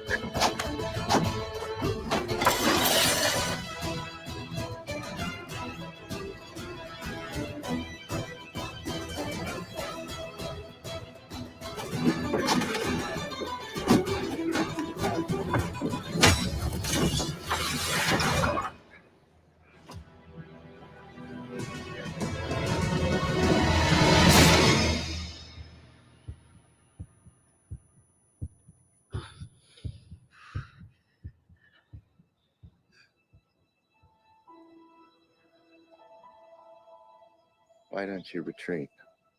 I can't. Or my dream will be lost forever. Okay, I'm getting a warning, so I can't go much further, but I just want to go to one last little part of this.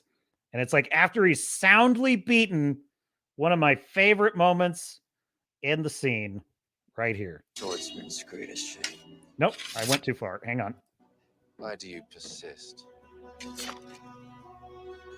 Wounds on the back are a swordsman's greatest shame.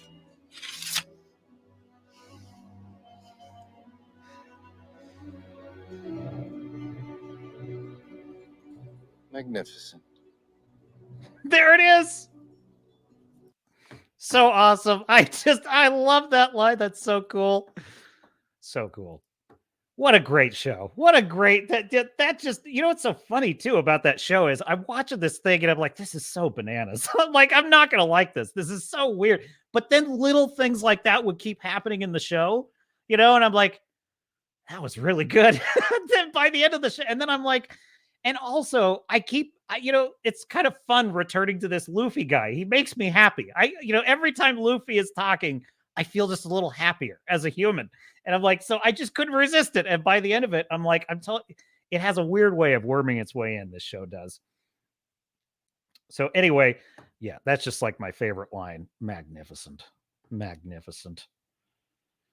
But you know, it's not because it's a cute line and it's super clever. I mean, there's so many elements there. Number one, the actors' performances are awesome. And specifically, the actor is playing Mihawk. Like, he has 100% captured a sort of classic Alexander Dumas, larger than life romantic adventure character, which is just, you know, so brilliant.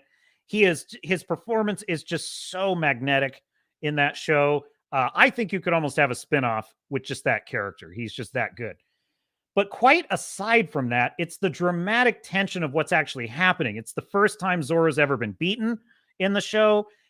It's literally a character that we've already seen is capable of wiping out armies. He's that powerful. We kind of know that there's no way Zorro's going to win, but we're still kind of hoping for it. It's then seeing Zorro turn and face him and accept his death, which it's fantastic. And then the fact that that is what impresses Mihawk is like, here's a man who is so committed to the idea that a swordsman never gives up and never turns his back. He is willing to die for that principle. And Mihawk is so bored by, you know, he fights so many people that are easy to beat. He doesn't give a shit about that. Like, Zorro's easy to beat. That's not a big deal to him. What is a big deal is that this is rare to see a guy literally willing to die for that principle, and that impresses him. And then he wounds him, but he doesn't kill him and says, I'll give you another shot. I'll give you another shot because you impressed me. That's great storytelling, folks. That's great storytelling. So anyway, what else did we have in the chat? See. Redoubt says, if a writer is not willing to portray a historical figure as close to the information we have about them, then why should I take the writers seriously for the rest of their story? I totally agree. You know, there's a very malevolent thing going on in this woke movement to race swap literal historical figures like Cleopatra and Sir Isaac Newton. It's, how can I put this? It demonstrates that they hate art. They're actually, you know, the irony is, right? What is the argument about colonization, imperialism, which, by the way, is a correct argument about colonization and imperialism? It strips people of their cultural identities. It steals their you know, artifact. You know, it's looting and plundering other countries in the worst examples, right? And so that is a reasonable argument against imperialism and colonialism.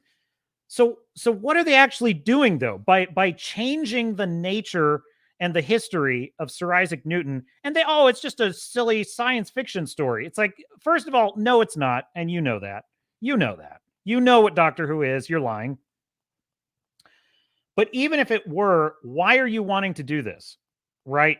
You're wanting to take away the actual reality of the history.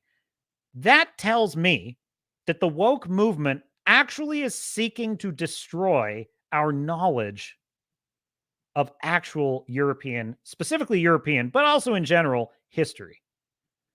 Folks, that's malevolent. Like, this is a malevolent movement. And I mean that quite seriously. It must be defeated. It will be defeated, and we are defeating it. And we will never bow to it, ever. But there's something malevolent going on when it's like, it's not enough for us to have more stories about, I mean, it's a good thing to have more stories about Indian culture, Japanese culture. I am all for that. I want more of that. Hey, how about some folk tales from Africa? How come you won't make those, Disney? Why not, Disney? Right? But they want to actually remove European history from people's minds. Okay. You know what I'm saying? Like, there's something malevolent in that. And the reason why I see through what they're doing is because I love history. And my attitude about history is universal, right? I don't care what culture we're dealing with. I don't care what country it is. I don't care. I want accurate history. I want evidence to be at the leading edge of what we know. And the minute that new evidence comes out that contradicts something we thought we knew about a historical figure, then we should update the record. That's and that to me is what I think generally normal people are interested in, is the actual history, unvarnished, what it is and what it really looked like. It's very bizarre, it's very disturbing, and at its worst, it's very malevolent to me. That these creatives working on Doctor Who and Cleopatra and all these Netflix series, they feel the opposite about history. Think about that, folks. There's something strange about just that even idea. Why aren't these people curious about, why aren't these people interested in exploring real history? Why not? You have a guy, you have this doctor who has a magical, well, not magical, but he has a super advanced interdimensional time traveling ship that he can go anywhere he wants. He can explore history. We can unpack the mysteries of history. Do you know, just think of what you as a fan, right? Where would you go if you had a TARDIS? I know exactly where I would go if I had a TARDIS. So there's a couple places, but I would want to see ancient Rome. I'd want to go back to, I'd go all over the place, but like, that would be one of my first stops, is like, I want to see ancient Rome.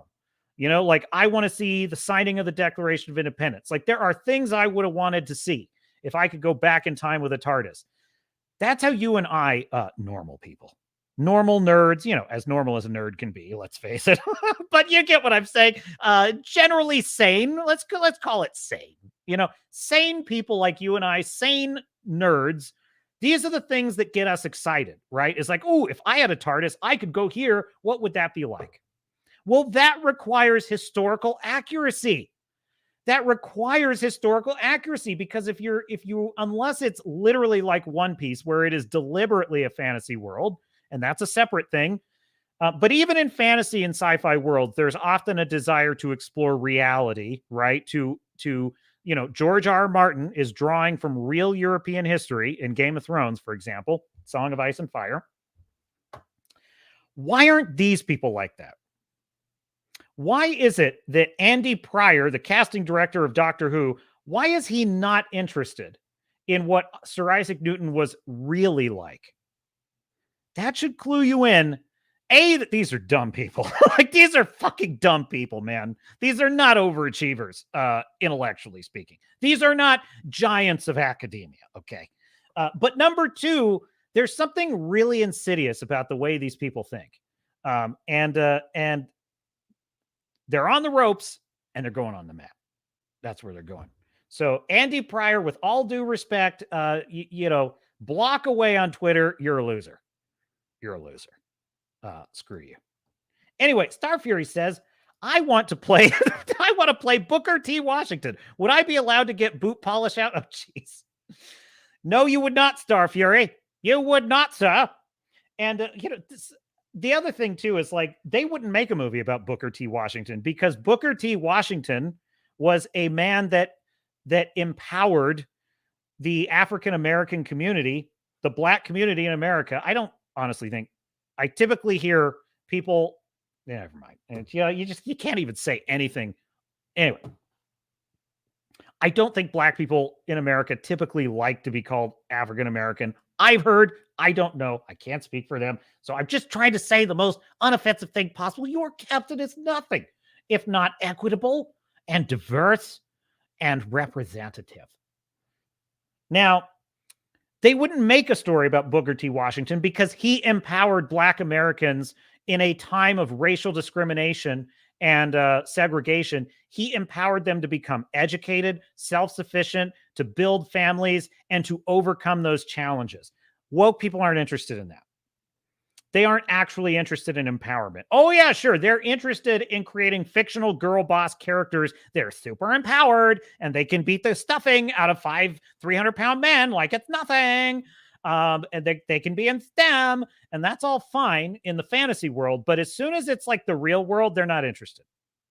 As soon as it's a story about, you know, real women, like real historically minority characters overcoming great odds by their individual, they're not interested in that. So they're not going to make a Booker T. Washington movie. Certainly none of the wokies are. And they should, by the way, because he's a great figure. Great man is Booker T. Washington.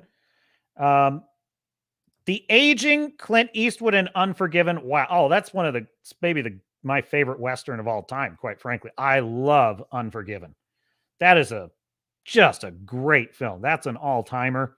So good. And such a brilliant the interesting thing about Clint Eastwood's character in Unforgiven is that he also is something of a metaphor for the genre of the Western at the same time, because he represents the classic Western hero, the many-faced hero of the Western, the John Wayne, the Clint Eastwood, the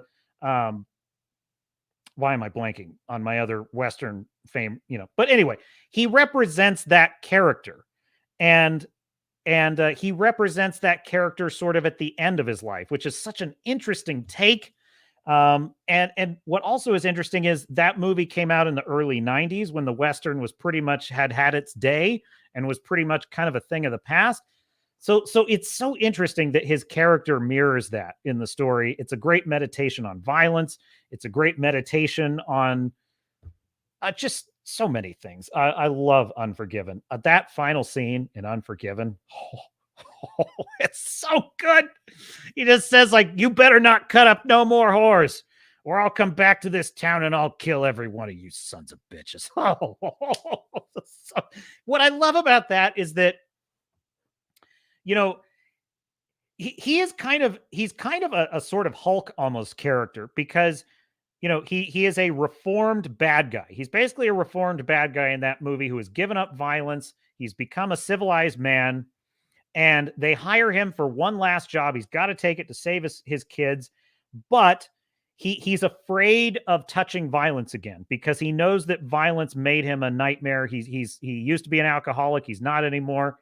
What's so interesting is everyone in that movie, either directly or indirectly, is trying to drag him back into the life he abandoned. They're all trying to drag him back into violence, and he's resisting it. He's fighting it off the whole movie. And then finally, the thing happens to his friend that happens, and that just, he snaps. And he's like, all right. And that scene is so good too. You can see the transformation. He's been eschewing alcohol the whole movie. And then in that moment, when he hears what they did to his friend, he starts to pick up the whiskey bottle and he just starts drinking. And it's like, and the monster comes back. And what's so great is you see the look on the faces of everyone in that town at the evil that they've unleashed, unwittingly or wittingly.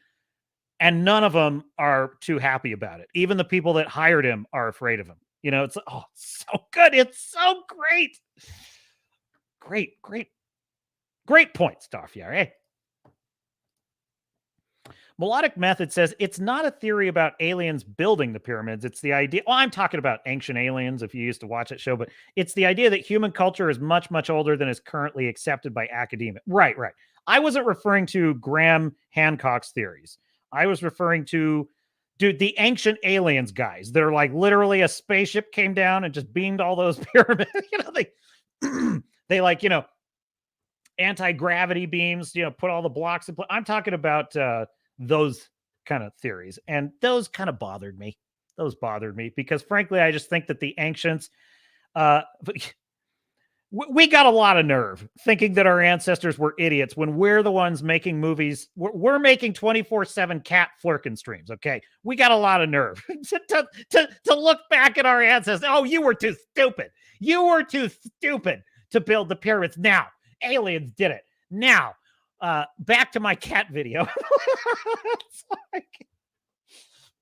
I bet you pharaohs wish you had cat video. Well, actually, they did worship cats, so they may have. But no, I do, dude. What is Ancient Apocalypse on Netflix? Graham Hancock. I think that's brilliant. Am I willing to say he's right about everything? I don't know, but I think he's got.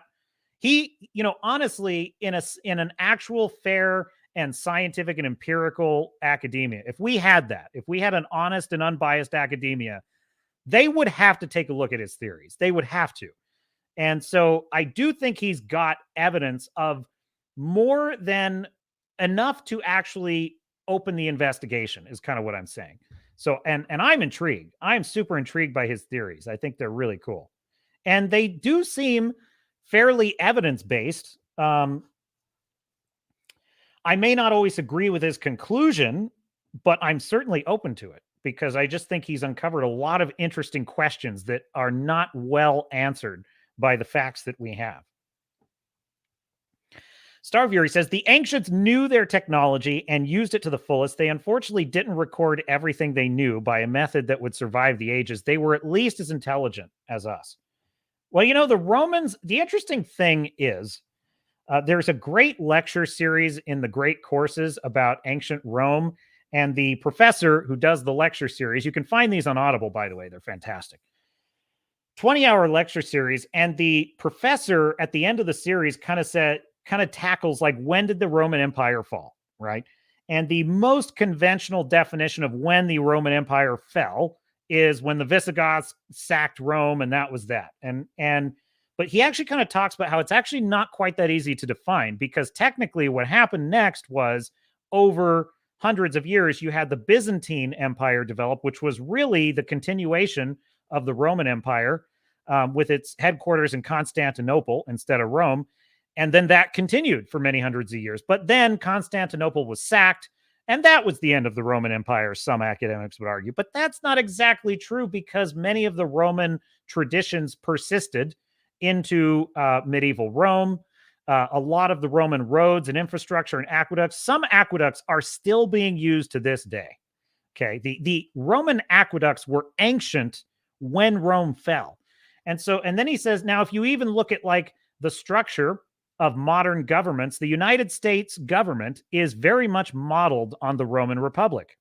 The Senate, obviously, even the word emperor is a distinctly Roman term, which comes from the word imperator, which was the Roman term for emperor. That was an original term that the Romans coined to describe what they created. Much of the symbolism of Rome is repeated throughout Western civilization. Eagles, for example, are a very common symbol. That was a symbol, a distinctly Roman symbol. So you could even argue that Rome never fell. It just persisted into new forms. And I just find that all very fascinating. I find that very fascinating. What was my point with that originally? I don't know. So I don't remember. But yes, there we have it. Now I have Grizzy shills for you. I have Grizzy shill. I would never leave you without some funny for your, and Grizzy, you know, honestly, if you stumble upon my stream ever, I am so grateful for your service to humanity. The link is in the description. Hat tip, Grizzy.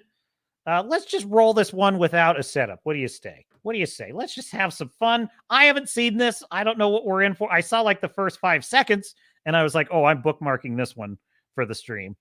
I don't know. I think the state of the MCU is overall good. Ladies and gentlemen, they are back. Hit the intro.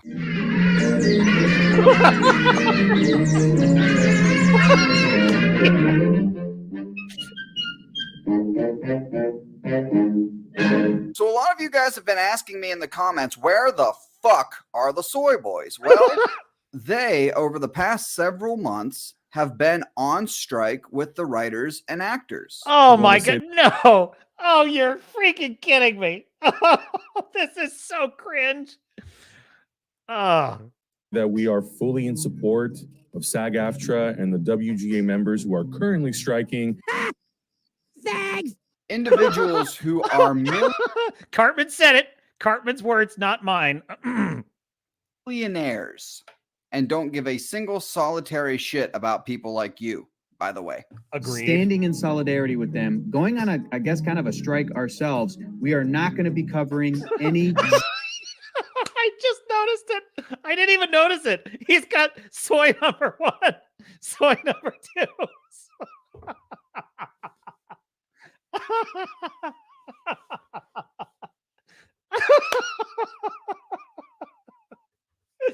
Oh, that's so good. Soy number 1, soy number 2, soy number 3. You know, I can't even tell you how freaking stupid this is. Oh, all these, you know, we're going to be on strike with Ben Affleck and Rachel Zegler, because we believe in equal rights. You guys, they don't know who you are. They don't care. You are losers. You know what? They would campaign to demonetize your channels if you said one thing that crossed them. One thing. And they would be happy to do it. They would ruin you. They would ruin everything you have. They would dox. They would do anything if you just crossed one thing. So like the idea of these more, people that are like, we YouTubers need to unionize. It's like, oh, fuck that. Are you kidding me? Are you kidding? Like, I don't want, I am on YouTube because I don't want to be in the group. I don't want to be part of the hive mind. I despise and loathe the hive mind. I want to do what the captain wants to do. This is an independent ship, and we go where the ship decides to go. So, yes. Struck studio work. Even though they are not affiliated with SAG-AFTRA whatsoever, they decided to go brown nose a bunch of Hollywood elites and deny their viewers content. Not a great plan. So now that you're finally back, soy number 1, tell us, who was your favorite new character introduced in Marvel Phase 4? My favorite introduction in Phase 4, and I understand people hate this for valid reasons and for invalid reasons, She-Hulk. You know, you would think that most fans of the current MCU would just want to forget that She-Hulk exists, call it a mulligan or whatever. But there are people that actively praise and defend it. You could also just make a She-Hulk movie and call it The Hulks. I know. And it's both. I'd love that. That is the dumbest idea you've ever had. You have had some doozy. Blood pressure. Did you catch what he just said? He just said, you know what they could do? They could do a She-Hulk with the Hulk and call it the Hulk. See, because the Marvels work so well, moron. Because the Marvels were lowest performing film in MCU history. And you're telling him, I got an idea. Let's do the Hulks. Like, dude, that's what I'm talking about. These are like, this is the same level of like, let's call it adaptive learning. There are chatbots that are smarter than these people. Roll tape. Soy number 2, why did you block me on Twitter? Pussy. Soy number 3 in the Barbie hoodie, what did you think of the Marvels? I'm in the boat where I absolutely loved the Marvels. Of course you do. Because it did a lot of things for me where I didn't come in expecting. You didn't come in expecting a good movie, so you were pleasantly surprised by it. I've heard this defense a million times. I'm going to be very honest. I went in believing the reviews, and I'm just like, oh, this is going to be bad. Like, it was the worst Marvel movie ever, and that is not an exaggeration. Oh my God. And then the moment like Iman Vellani came on the screen, I was just like, I got an erection. These grown men's obsession with Iman Vellani is truly disturbing to me. Iman Vellani flipped me on all these characters. I'm like, I love all these characters. You now. like her? Literally, msheu cheerleaders. If it's a strong woman, it needs to be pushed. It needs to be shoved down the fans' throats. I mean, where else have you heard someone suggest resurrecting Jane Foster, for example? No, I would love to see him and his daughter, Thor and his daughter. I'd love to see Heimdall and Jane Foster and the other Asgardians resurrected. Or what are we doing? Yeah, just bring everybody the fuck back. Death means nothing. You have the multiverse. Just bring everyone the fuck back. Here's the thing. Multiverse theory's a bitch. When people go, oh, Marvel effed up, I hope they learn from this. Look at the shift from Thor 2 to Thor 3. Right. They learned a lesson. They learned a lesson, Thor 2 came out and they went, this didn't hit. And so they took a big In 4 years, swing. they flipped it around. Folks, this is a level of delusion that is so sad and so pathetic. I just don't even. They still think, but you know what's so interesting about this dumb argument that they're making here is like they're saying, people say it sucks that it's so bad, but look at how much better it's going to get because they learned their lesson. So you're admitting it's bad. You're admitting it's garbage. Like they're oh no, it's very good. It's very good and very solid. And Iman Vellani was my favorite part. And it was very good and very solid. It was not bad at all. But also the fact that it was bad is good news because they've learned from what's bad before and they've made it good. So it's going to be good again. It's like you don't believe anything you're saying, do you? Like you don't believe a word of it. They're so pathetic. Yes. Roll tape. I mean, it's not like, of course, she couldn't make the rest of the film better, but I will say, Iman Vellani, she's the only good part. Again, that doesn't actually say anything about the film because there's no story. She doesn't really belong as the main character. She doesn't have that kind of pull. So yes, the only small agreement I have is that she was not the worst part of the movie. They took a big swing. Yeah. Yeah, and what did they do from Thor 3 to Thor 4, Soy number 1? They went full msheu, which these guys are 100% on board with. Pathetic. Good to have you back, boys. And it's safe to say we will continue to rip on you as the msheu unfolds. That's a stunning image. Dude, is that all of them? Dude, that's all of them. That is the whole msheu. Dude, this is the msheu. Now, there's a few in here that are pretty awesome. Kobe Smolder, she was cool as an agent. Yeah, it was cool. I like Mantis. She's cool. I like Gamora. You know, but it's like, but seeing this tapestry put together and to know that like, but also this is without, where are all the man? Where are all the man? I came to see man. Says that TikToker about Wakanda Forever. She was really bad. She was like, where are all the man? Thanks for watching. And if you enjoyed the video, please like and subscribe. Thank you, Grizzy. A warrior poet is Grizzy. The link is in the description. Performing a service to humanity by alerting us to the presence of the presence of soy in our midst. Dude, no, that's my favorite part of the video because I'm sort of looking at the three. Then I noticed they've got the name tags. Soy number 1, soy number 2, soy number 3.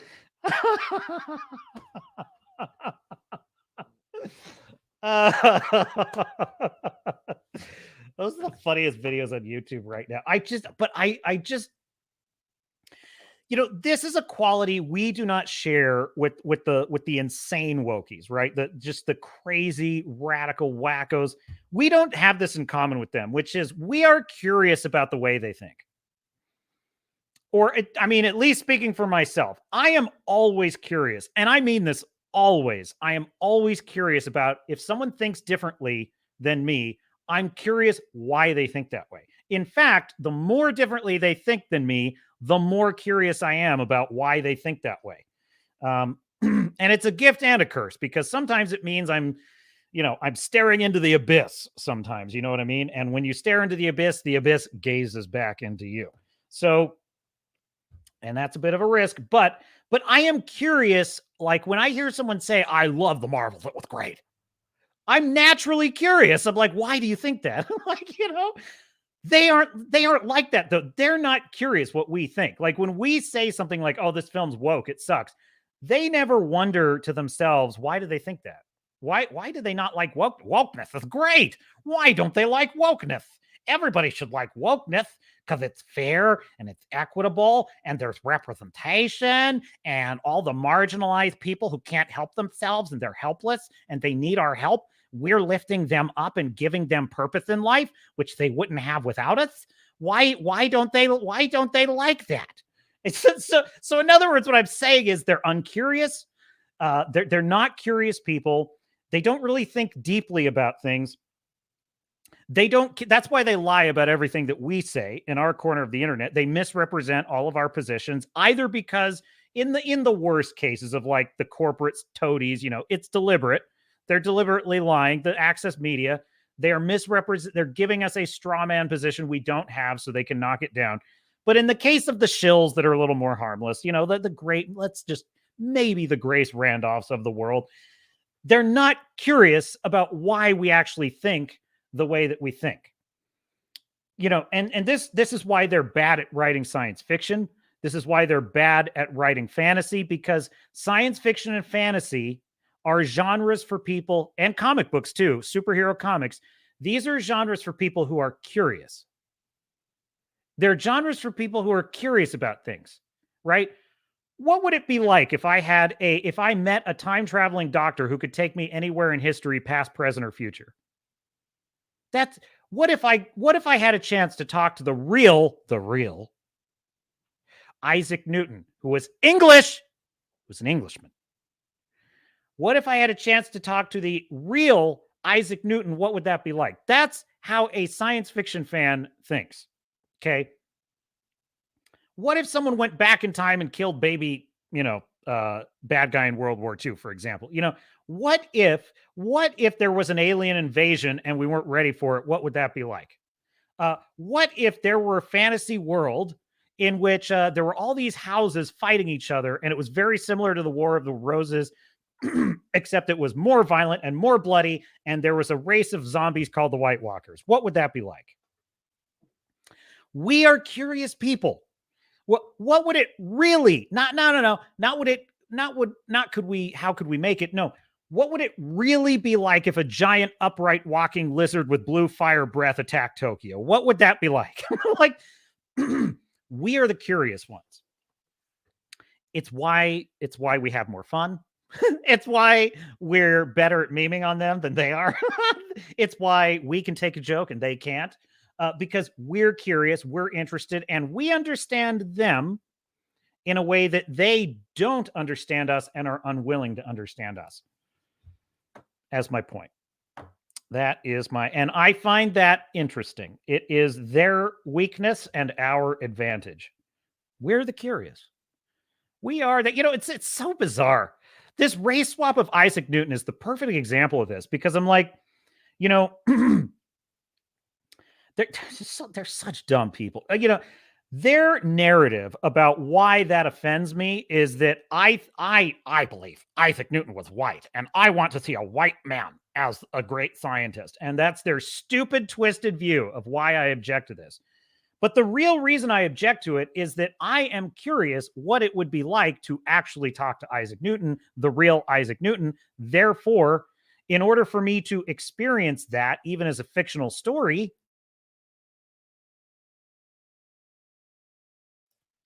cough button.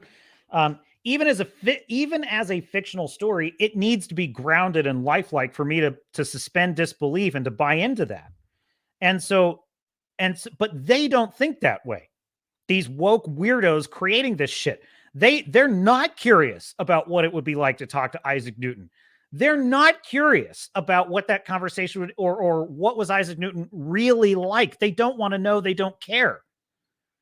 And so in their bizarre, but they are curious how much it might piss us off if they deliberately cast someone whose skin color that they are specifically searching out. If they specifically cast someone with the wrong skin color for the ancestry that this historical figure was, they're curious how mad that would make us. Folks, I don't need to justify myself to people like that. Do you understand what I'm saying?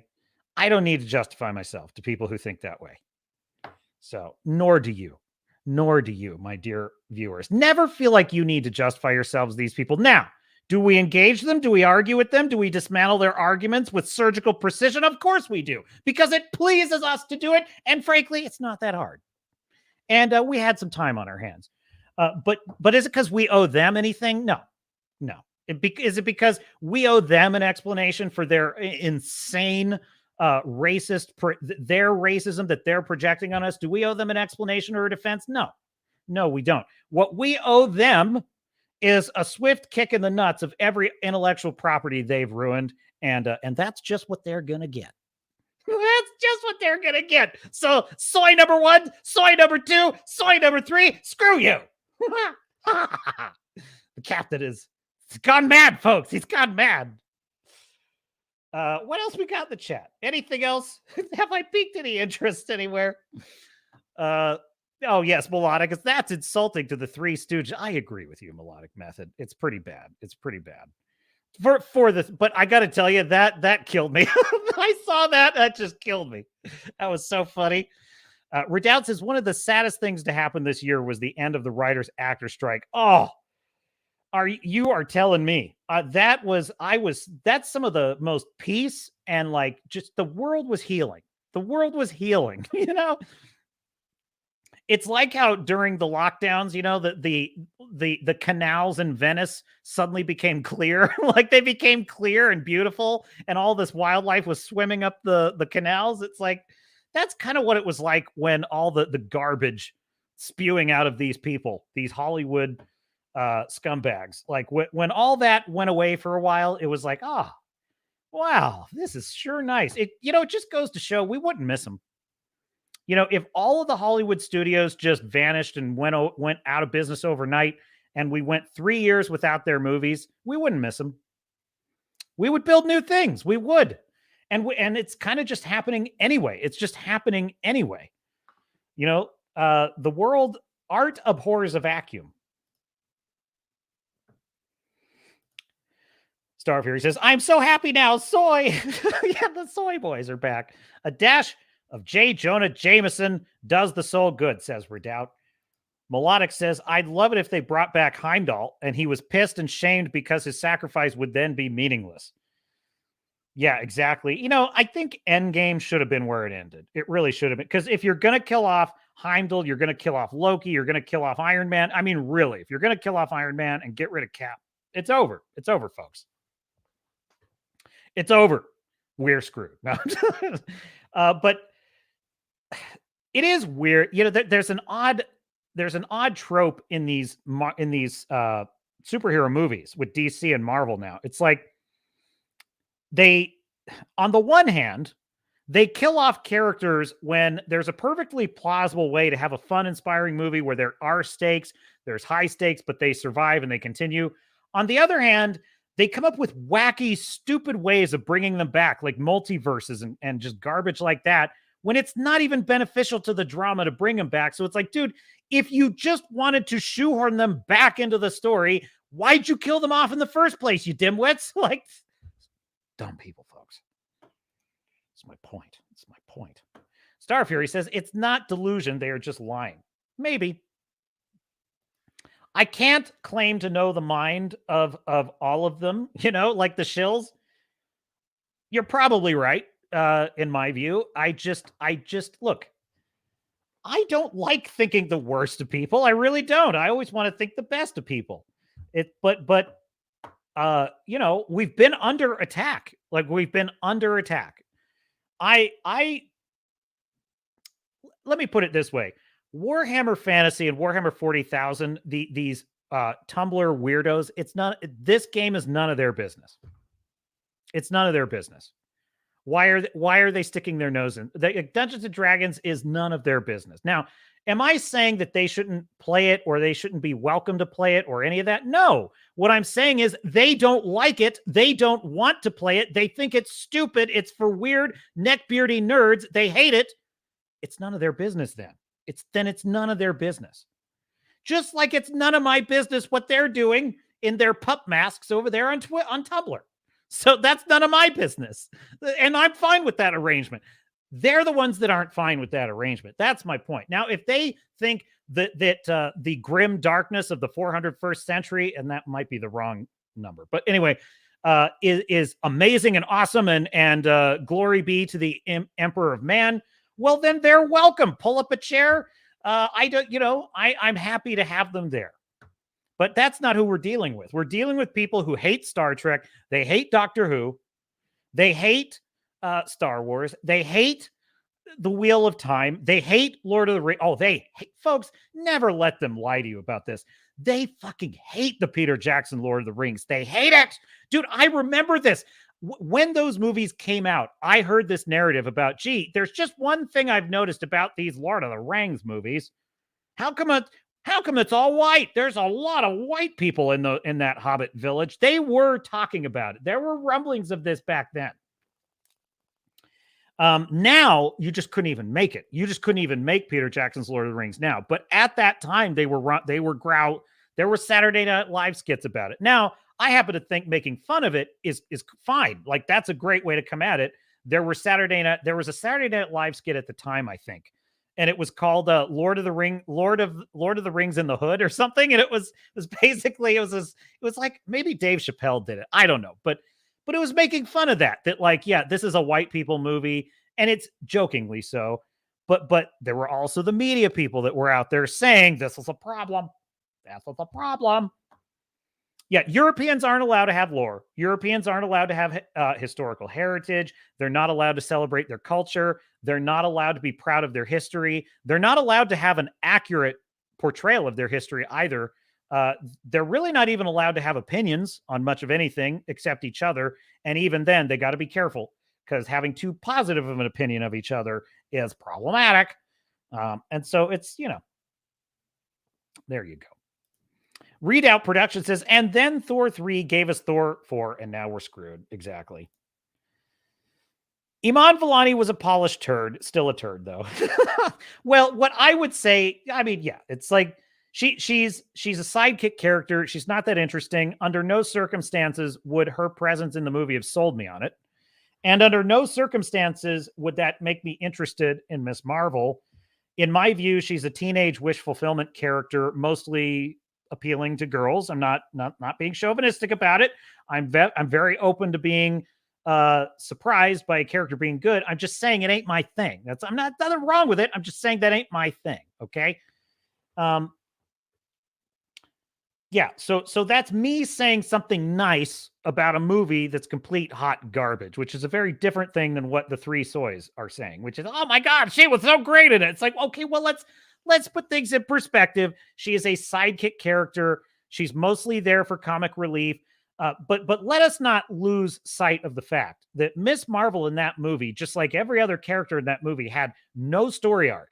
I'm going to tell you, like, the one kind of thing that Ms. Marvel does in that movie that was something almost resembling a story was when they're evacuating the Skrull planet, and all these people are going to die. And Ms. Marvel is trying, like, kind of like what a superhero would do, is trying to save them. By the way, these dumb shills could never cite an example like this for you, because they never have examples. They're just like, oh, it's very good. And I don't want people being so mean. But anyway, so there's an example of Ms. Marvel doing something sort of heroic, and it opens up an opportunity in the film for her to have an actual kind of a story, which is Captain Marvel says, no, we can't save them all. We got to go. It's too late. Let them go. And now Ms. Marvel, who admires Captain Marvel, is in the position of now having to be possibly conflicted about this very, pedestal that she's put Captain Marvel on as this great hero. And it's like, now the reality is something different. She's willing to let people die. She's cynical. What does that say? Are we really heroes? Is she really a hero? Those are all really interesting questions that could have created a great story arc for both Captain Marvel and Ms. Marvel. Well, a good B plot story arc, let's say, that went absolutely nowhere.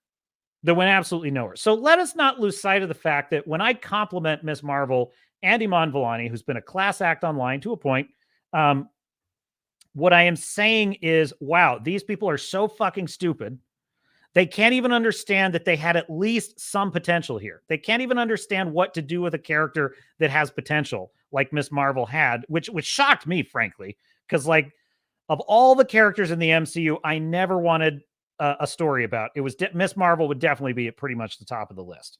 I would say no, I would say Monica Rambeau is probably even lower on the list than Ms. Marvel. Who wants that? It's like, she walked through a shield and was positively affirmed and now has light. She could see light, folks. She could see light. That was a line in the movie.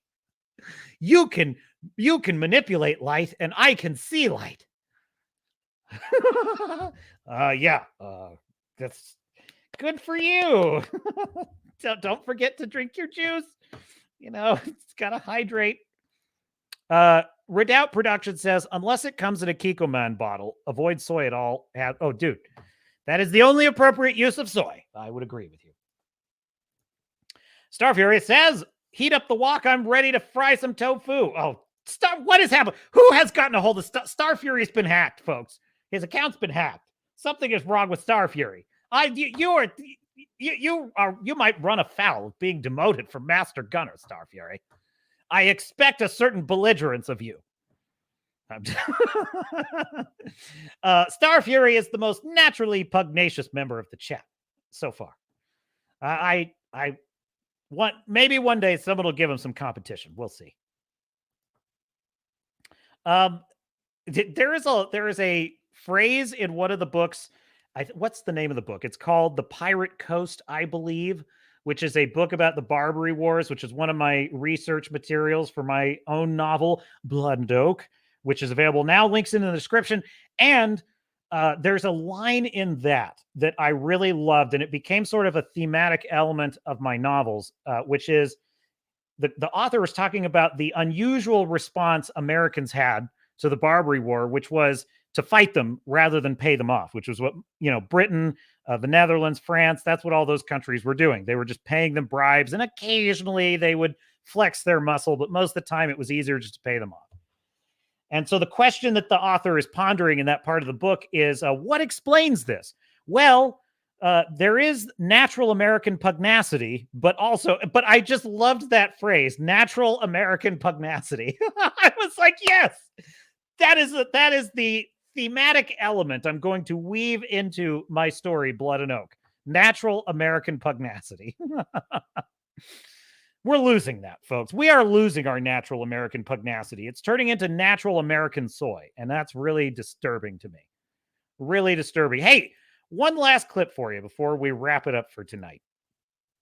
Because we've had a barn burner. We have had a barn burner, folks. But as I mentioned at the top of the show, the NPC patch has gone out.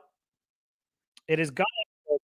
It is now there is now approval for gentle, careful, ever so gentle criticism of wokeness in the mainstream. Okay, now don't get crazy with it. Don't touch that wire, but you can softly criticize wokeness. And so this was a thing which occurred on Saturday Night Live. Just thought I'd show it to you. Adam Driver, where is it? Okay, I was just to say, now it's part of the ritual. I didn't kill Han Solo. Wokeness killed Han Solo. There it is. I found it. Perfectly with my teeny tiny micro penis. So he's basically doing his Christmas wish. One clap. There was like the, oops. Now he got laughs, but they didn't clap for that one. They were clapping for the other ones, but they're like, no, wait. Are we allowed to like that? We don't like that. So anyway, there you go. The NPC update is in, folks. You can now gently criticize wokeness if you are Adam Driver, and just don't get carried away. Don't get carried away, Adam. Just chill. Anyway. All right. Well, my dear sailors and starnuts, I've had so much fun with you tonight. We've had a good one. It's been kind of a slow news week, actually. So nice to have some fun with you. Well, until next time, my dear sailors and starnuts, let's make it a great week.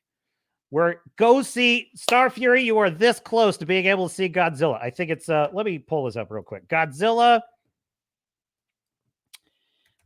Minus One release date UK. I have it in my December 15th. T-minus 5 days, Star Fury. So there you go. So the captain has, I will abstain from more commentary until you have seen it. So in any case, it was so good seeing you all. As always, I am so honored to have you all here. I'm so appreciative. You're my motivation every Sunday. I'm like, Captain has got work to do. And there it is. And so another journey ends, another begins, another illustrious week. And I'm thinking for the holidays, I might do a special pre-Christmas stream where we talk about Lord of the Rings. So I'm thinking about doing a Peter Jackson rewatch of Lord of the Rings. So if you're interested or if you have some other ideas, let me know in the Discord. The link is in the description. And we'll do something Christmassy. And hey, if you celebrate Hanukkah or Kwanzaa, you're welcome to pull up a chair as well. There's we are nothing here if not inclusive and diverse. And so this is Captain Garrett saying, until next time, my dear sailors and starnauts, until the next voyage, I will see you out there.